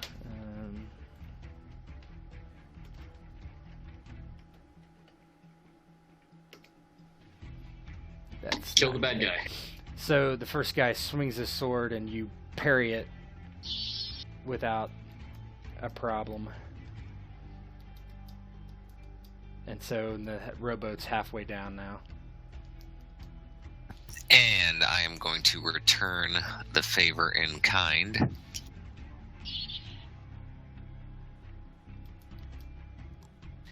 Araldus laughs and goes, "Oh, my poor lad, let me show you how it's done," and gives him a stinging skewering with his rapier. Aim/attack. Oh, 22 again. So you right in the chest, and he drops like a brick at your feet. But now coming up is Arian, and in his hand is a long sword. And he doesn't have any armor on or oh, dude, just murder this guy. And he rears back and just swings with all his might with a charge. Hold on, let me look up exactly how it works. This is when you realize that he is a smiling knight incarnate. Right. No, I wouldn't do that to you. Again, that's right. Okay, so where is the charge? Charge. Minus 1d plus 2 to damage, if memory serves. Yeah, I think you're right. Okay. Yeah, that's what it is. It's a charge. Minus 1d and then 2 to damage. Alright, so let's see here. So...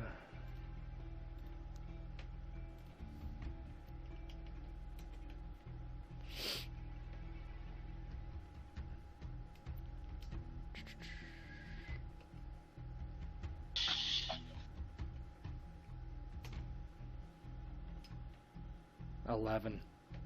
That does not beat my combat defense. And that wouldn't even beat So he Riley's comes combat. up and he's got his long sword in both hands and he swings it, and you duck just in time. Araldus mocks him, Stormbreaker. More like... And then he brain farts on being witty. So are they down to the bottom now? You attack twice, yes, they're down to the bottom. All right. I assume that puts us out of line of sight of this conflict. You can see. You see basically. You just see Araldus's back, so you can't shoot up with your crossbow if that's what you're thinking. Not at him. Well, my thoughts were shoot with the crossbow or try a distract, but okay. Yeah, probably fair not. enough. So with him charging, do I have the opportunity to do lesser attack and then lesser move to move off the rail and down to the boat? Yep. Just a backstep, like, bye. Yeah, you can do that. He ducks the charge and whisks around it and then gives him a stab with the rapier right into his butt and goes, "Haha, I got it finally." More like shit taker as he stabs him in the butt.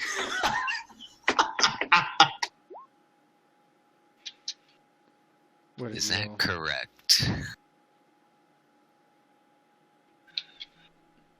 No, it is not. That should be 7.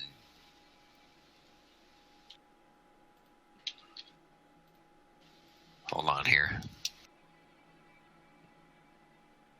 Nope, it did it right. It did it right. Yeah. So Yeah, that's 16. 7 dice. Yep, that's right. Let me see what his defense is without his armor. Him with full plate is much better, Right. and a shield too. And let's see. So bear with me here. So it's 2 degrees of success, 10 damage. So you really skewer him, but more is the butt. It also takes his hamstring, and he just like winces and kind of steps back, and kind of limps away. And then you're jumping off? Yep, he moves to the rail of the deck where the boat is below and gives the old 2-finger kind of tip on the eyebrow and says, "Until we meet again, shit taker," and drops down to the boat. Okay. So he hits the boat with a crash, and it rocks it, but everybody stays on the boat, and then you start to row away, and fairly quickly the ship is out of sight in the fog, and you can't tell if there's any fire or not, but you're free. Araldus smiles and goes, "See? Much easier than we thought it was going to be. Though I do lament not leaving a more permanent something to remember me by." Let us focus on getting to shore. Very well, let's head that way. And points what he thinks is south. Alright, so I'm going to let you guys do a knowledge or cunning check. And that will depend up where you end up.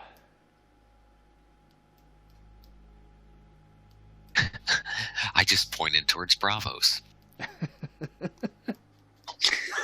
That's Are not we north of the wall? I think We this end up in Hardhome. is Skagos. You end up somebody's meal. just end on the island of unicorns and cannibals. Alright, Yes. so you basically, Ian and Claire kind of look over his map, and you are pretty sure that you're a little south of where you need to be, but you are able to navigate yourself north enough to get to, as you row, you're rowing and rowing, and you're pretty sure that you need to go in the direction that they're pointing out to get to the bite. So you kind of navigate around the fingers, and you come up north, and it's a long journey, a couple days by rowboat for sure. From where you are, you don't run into any other ships, and you're able to come upon what it looks like as a town from where you are in the water. It's definitely not an island, you can tell that much. Alright, so give me 2 seconds. Whoops.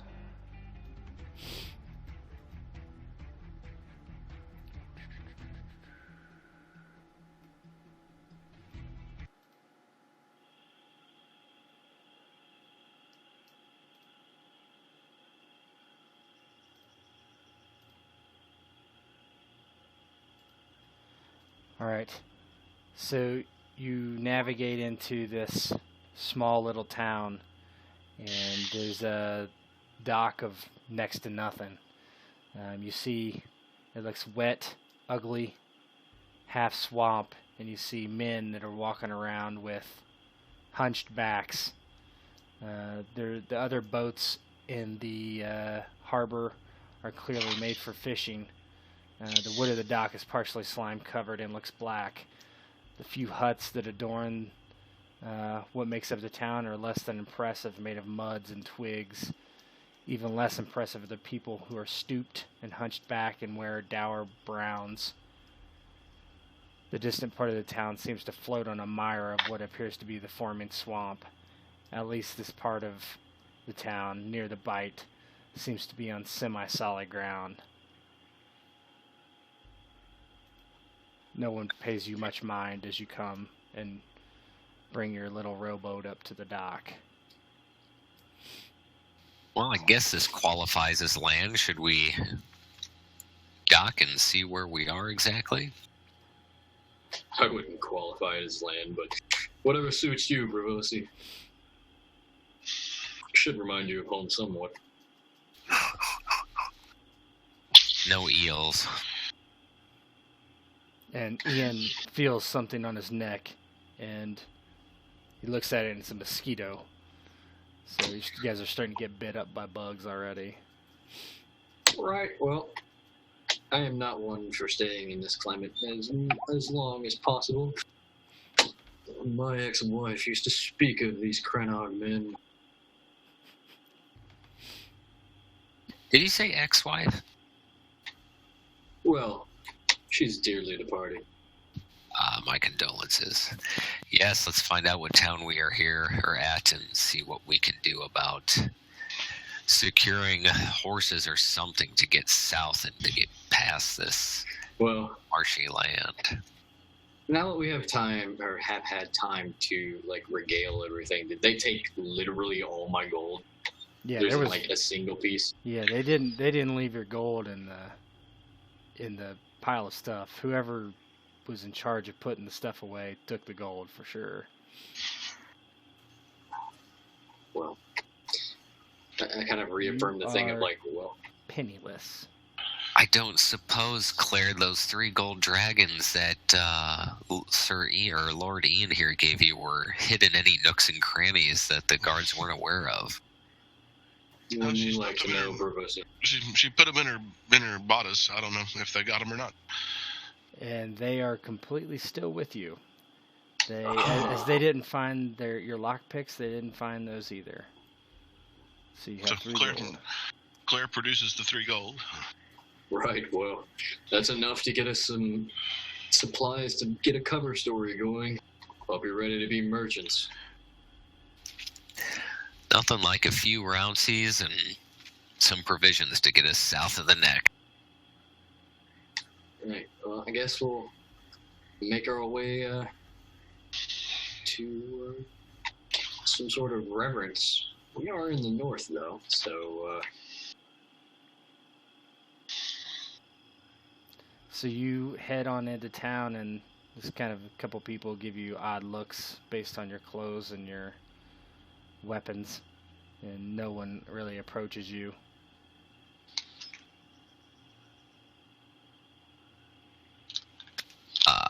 Araldus will take the initiative and go up to one and be extremely apologetic and say, "My good sir, ma'am, where may we find horses for either to be bought or rented?" The person you come to is this elderly lady, and she grimaces and has very little teeth, and she's like, "Horses? I've never seen a horse before. There's no roads for horses." Well, my lady, how close are we to the King's Road? Are we not a few days' ride from there? Oh, the King's Road. I've never been there, but I know someone who probably has. You'll have to talk to Harwin. He's the one that goes back and forth from such places. And if you could be so kind to point me in the direction of Harwin. And she points to this building nearby. There, he should be in there having some ale, I think. Have a good day, my lady. She nods and she's like, you too, cutie. Pulls a sideshow Bob and heads to the inn or building. So you to walk look for in, and, this. yeah, and so you peek in, and it's not an inn. It's just one guy sitting in there, kind of like drinking by himself.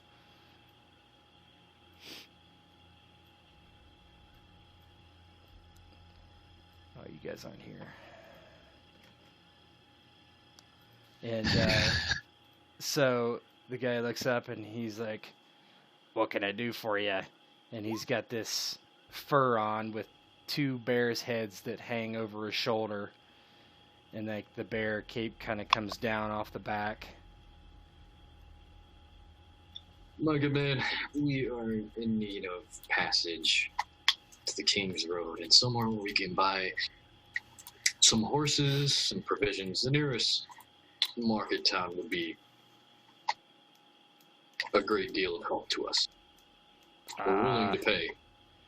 Market town? I think you need to go to somewhere in the north or the south. There's no market around here, friends. You look very lost. I hear you're a man that might know the way to lead us south of the neck, either as our guide or providing horses and potentially provisions to get there. Yes, I serve as a guide sometimes. I've been to the King's Road a few times. I could get you there if that's where you're trying to go. How did you get here? A very long jaunt along the Bight. He's like, well, if you've got some coin or something else you want to trade, I could take you there. It'd take us a couple days by foot. We have enough coin. Yeah? And how much do you charge for such a service? Oh, I don't know. 10 silver? Sounds fair to me. Like, there's like a little like soft jaunt from Ian as he goes. You'll have your how fast can you get us there if you were to make haste? Oh, if I made haste, you wouldn't make it. He's like, we'll be traveling through the swamps, you see. Sounds like an excellent proposition. 10 silver it is. Well, I take half my payment up front, so where is it? And she like Lord Ian like looks to Claire and is like, Claire, if I may have that money back, I will give you more where that came from later. Oh yeah, Claire when she pulled him out, she You handed know, him over. it's probably best in your possession, actually. And he says under a hushed tone, just give me a gold dragon. Okay, she does so. And like he stows that away, and then like he goes to his armor, and then like literally yanks off like a silver stag and hands it to her, or 10 links of his silver stag armor, and hand it to him. He's like, okay. And he like shrugs and takes it and puts it in his pocket. And he's like, well, if you're ready to go, give me, I don't know, a few minutes, and I'll be ready to take you through the swamps. I can barely wait. Yes, the anticipation is palpable. There's like a general look of disdain on Ian's face as he looks around outside to the swamp and remembers the mosquito. Araldus is going to wait till they get going, but he's going to go to Harwin. I really want to hear how those bears got on your shoulders. Well, he laughs. He's like, it's a long story, and it's a long walk, so I like to tell stories as I walk. I love to hear them. Harwin, is there anywhere where we could buy provisions for this here in this village? Anyone who would sell some of their grain or anything to eat along the way?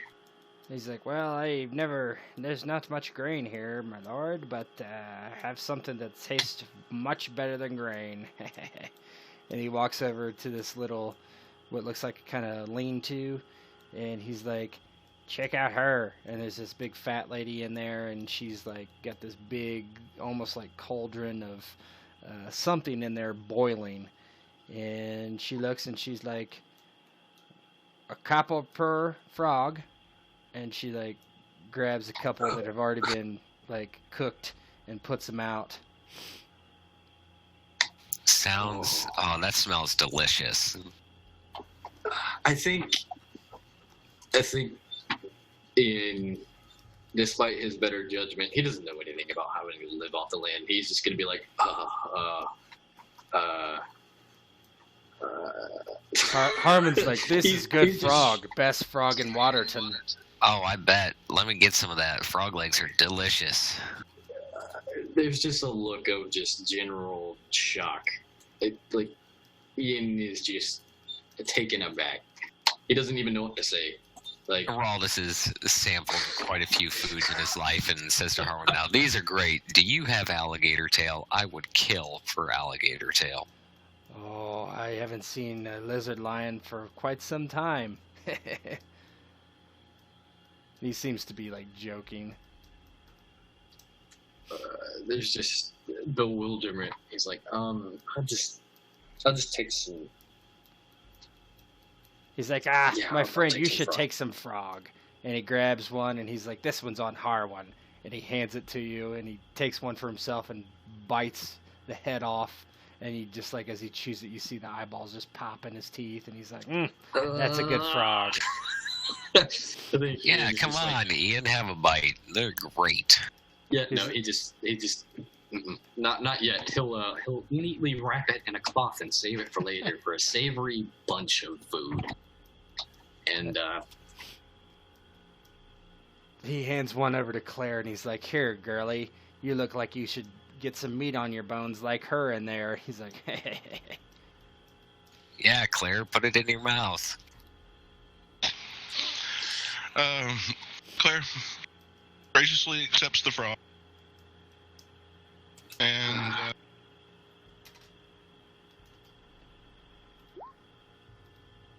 pockets it. Okay. He's like, you now have a slimy, wet frog in your pocket. He's like, where did that go? He's like, well, hopefully not the He front says, "That was pocket. Delicious." And so Oh no, she sleight of handed it. She Yeah. made as if to eat it. Yeah. Oh, I see. Okay. So he turns and he's like, well, follow me, boys and lady. He takes you out into the swamps. The way is not fun.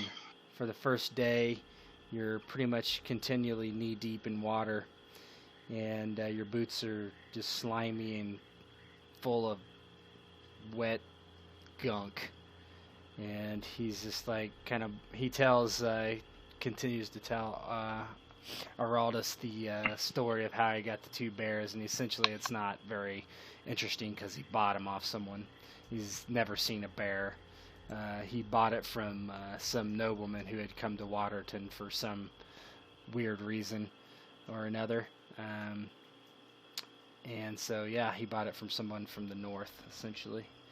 And it is just disgusting, the end of it, because the tail just, like, sits in the water and moves through the gunk and the grime and the mire.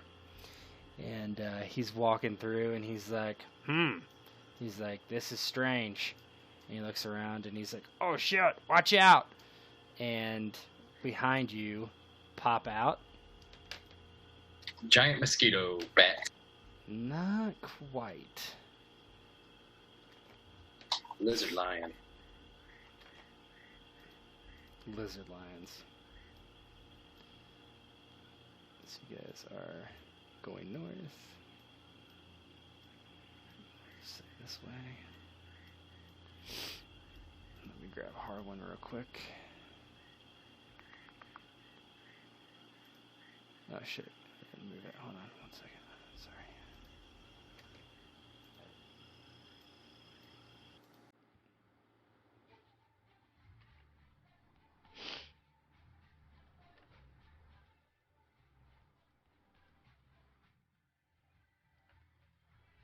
Alright, so I've rolled initiative for them already. So go ahead and roll initiative.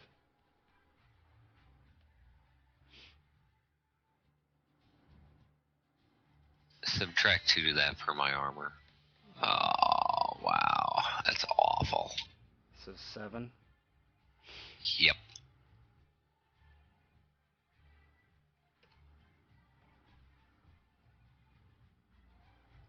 And then a 6. I'm looking for the. It should be quickness. Oh, yeah, it's just agility. Agility, quickness.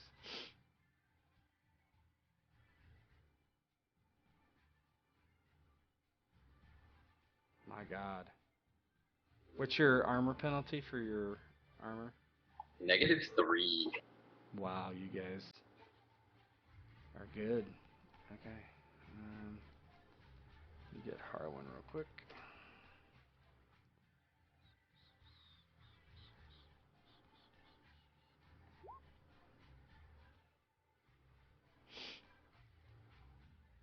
Jesus, this is awful. He died by lizard lions. We were busy singing a bear in the maiden fair. There you go. Alright, so the lizard lions definitely go first, right? Yeah. So they are going to... I'm about to get destroyed by 2 lizard lions. Oh, God. They are going to charge.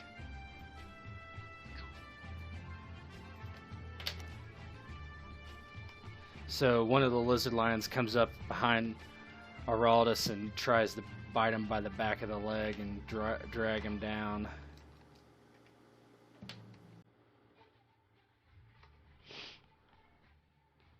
So nope. So it. Araldus jumps. Yep. Charge.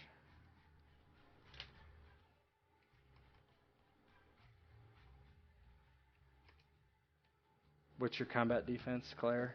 That shouldn't even hurt her. It is an 8. So it also misses? Come on. I have a 7, so it doesn't get times 2. Yeah, it does. That's 2 It degrees does? of success. 5 is 2 degrees of success. Well, it's only 4 over. Oh, no, 5 over, excuse me. Yeah. Math. Yeah. So, I thought you were good with money. let's see what these things hit for. Yeah, that's what I thought. So what's your armor rating? 6. So you take 6 damage. So it basically grabs you by the calf and just rips a big chunk out of it. So you have. Did he? Good. Nothing. So you basically have to take an injury because you only have 6 health. Injury or wound. It does 12 damage altogether? Holy crap. Yeah, their bite's pretty good. Well, I mean, I might die. He did 6 damage, so if you take 1 injury, you still have what? I assume got what? 2 endurance? Yeah. So you would take 1 injury, and then you would have 4 health points to take away. So you'd have 2 of 6 health and 1 injury. And you guys should remember that you can catch your breath too as a greater action. Then you get health equal to your endurance back. Okay, yeah. I mean, I'm not designed for combat, but let's continue. I have 2 health. So you took an injury? Yeah. Alright, so you 2 health? You can take wounds too, of course. Yeah, you can take 1. How did that work? Yeah, okay. Alright, so Araldus. Being the dashing rogue that he is, he moves to help out the lady fair. And with his dirk in his offhand and his Ravosi blade in his Other hand, he takes a mighty swing downward in an attempt to pierce its skull. Make sure I got the right amount of dice on there. More 22s! Yeah, that's right. Let me see what this combat defense is. So that's 3 degrees of success, so that's 15. Yes, sir. So you just like stab straight down through its skull, and it like splits or goes straight through the top jaw and the bottom jaw, and kind of like it just like flails for a minute, and then just sinks into the soft, very soft ground. All right. Anyone want to control Harwin, or do you want me to do it? I mean, you could do it. Okay. He is an NPC. Yep. So Harwin is like, holy shit! And he moves down here.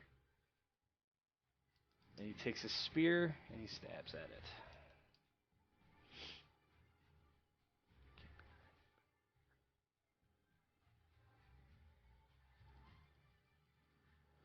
Okay.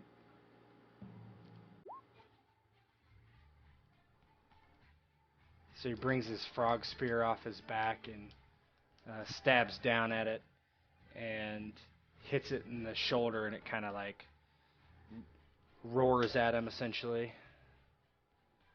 And it takes 1 degree of success, so it's injured. Claire?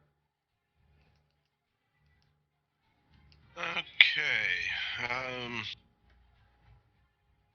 Well, Claire will take a pot shot at that one with her crossbow. The one to the right. Yeah, the one over here.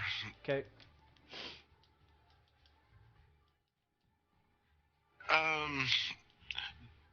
Will distract work on something of animal intelligence? Yeah, I don't think so. Not unless you had like something that actually, if you had like, Had a stake to throw?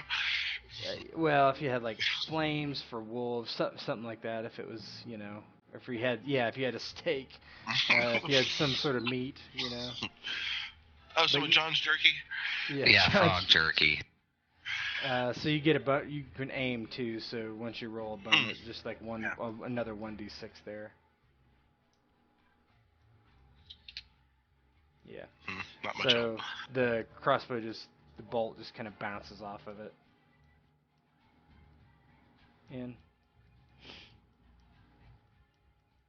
Ian is going to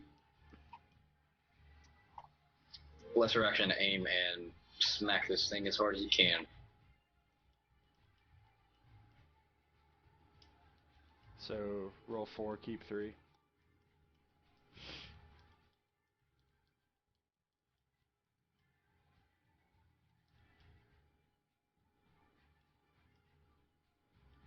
That's 1 degree of success. What's your damage? That's 1. Yeah. Okay. Mm-hmm. Damage is 4. Okay. So you slice its tail off, and it like opens its mouth, all pissed. But it's kind of like just snapping wildly, and the one attacks Harwin.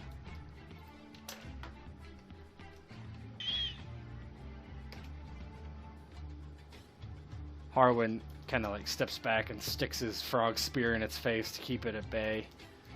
And the other one comes over and attacks. Araldus snaps at him. And I believe he misses. Araldus, talking junk to an animal, goes, I can't wait to eat your tail. Alright, so it's your turn.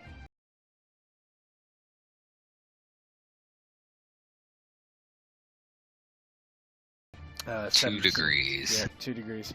So that's 10. So you stab it in the back, but it doesn't actually go down. It stays up for the moment.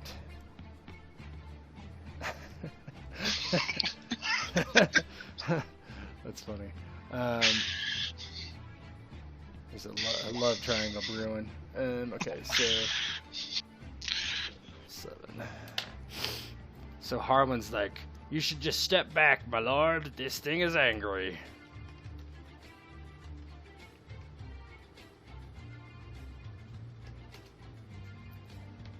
And yep, so he takes his frog spear and crams it down on its back again, and he like kind of wrenches it around until it stops moving.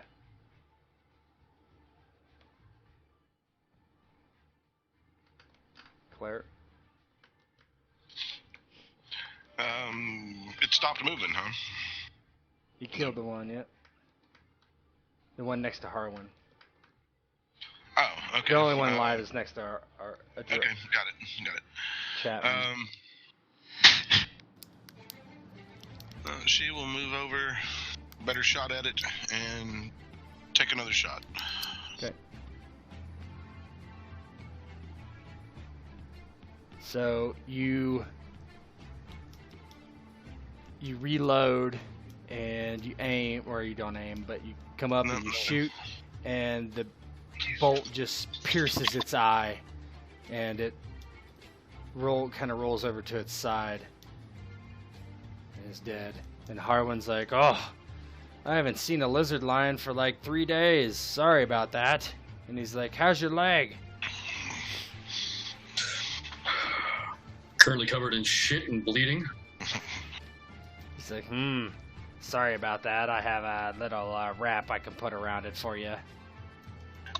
Just rub some dirt on it. You'll be fine. He's like, haha, we're going to eat good tonight. Rawdus cheers. Damn right. He's like, this is as good a place to camp as any. And so for the rest of the night you do camp, and he does cook you up some lizard lion.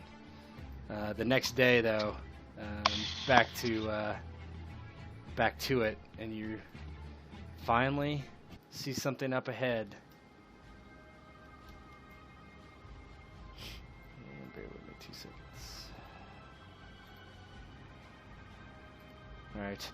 After 2 days from Waterton and the meeting with the scaly and dangerous lizard lions that were only rumored myth, you finally come out of the swamp and start walking on ground that appears more solid than not. In the distance, up on the embankment, you spot what must be the King's Road. The road rests on a raised embankment which provides the only navigable pass through the bogs and the only safe route for armies to travel through the swamps of the Neck. From where you came, there are swamps. They're nothing in comparison to the west bank of the road, which are totally impassable and quite deadly. This is the only dry road for miles in any direction. To the south along the road will take you through the domain of King Frey and House Frey and King Walter the Frey the Immortal. While going north will lead to Moat Cailin and the southern holdings of House Stark west of the White Knife. Your destiny belongs to you and you alone as you decide your next course of action. And Harwin looks around and he's like, "Alright, I've got you to the road, my friends." He's like, "How about that extra money?" Of course, my good man. We'll pay him. Right. So you pay him and he's like, "Well, good luck to you. Don't go that way." Man. He points west. Do not go that way. Oh, I don't think we will. Harwin. Yeah, and Claire's had enough swamp. How much would it take to acquire your service for the road ahead? He's like, "I don't know where you. I could take you to Greywater. It would be very difficult, even for me, to get there. I've only been there once. I don't know really where else I would go. Is that where you're going, to House Reed?" No. I say stick to the King's Road and head south. He's like, No, I was thinking indefinite employment, but... "Oh, you wouldn't want me, sir. I'm just a simple scout and walking or guide in these marshes. I wouldn't know what to do outside them, quite frankly." Well, suit yourself. He's like, "Heh, I will. I've got plenty of lizard lion to eat now. Thanks for the help. Oh," and he gives you like this. It looks like basically a big piece of uncooked meat from the lizard lion that he skinned the night before. He's like, that's good eating right there. And how? Slaps him on the back. You watch yourself. He's like, you too, don't know where you came from, but they say that crazy bastard down south, he'll kill you. So be careful. Don't let the girl get in any trouble. We won't. It's like, I'm sure she can take care of herself. He's like, alright, adios. I'm going south of the border. And he heads back off into the swamp. And he starts singing the Buried Maiden Fair as he's going. He's quite a rich man now, for considering he's a peasant. And he's got a skill that's in demand. Yep. Alright, well that's it.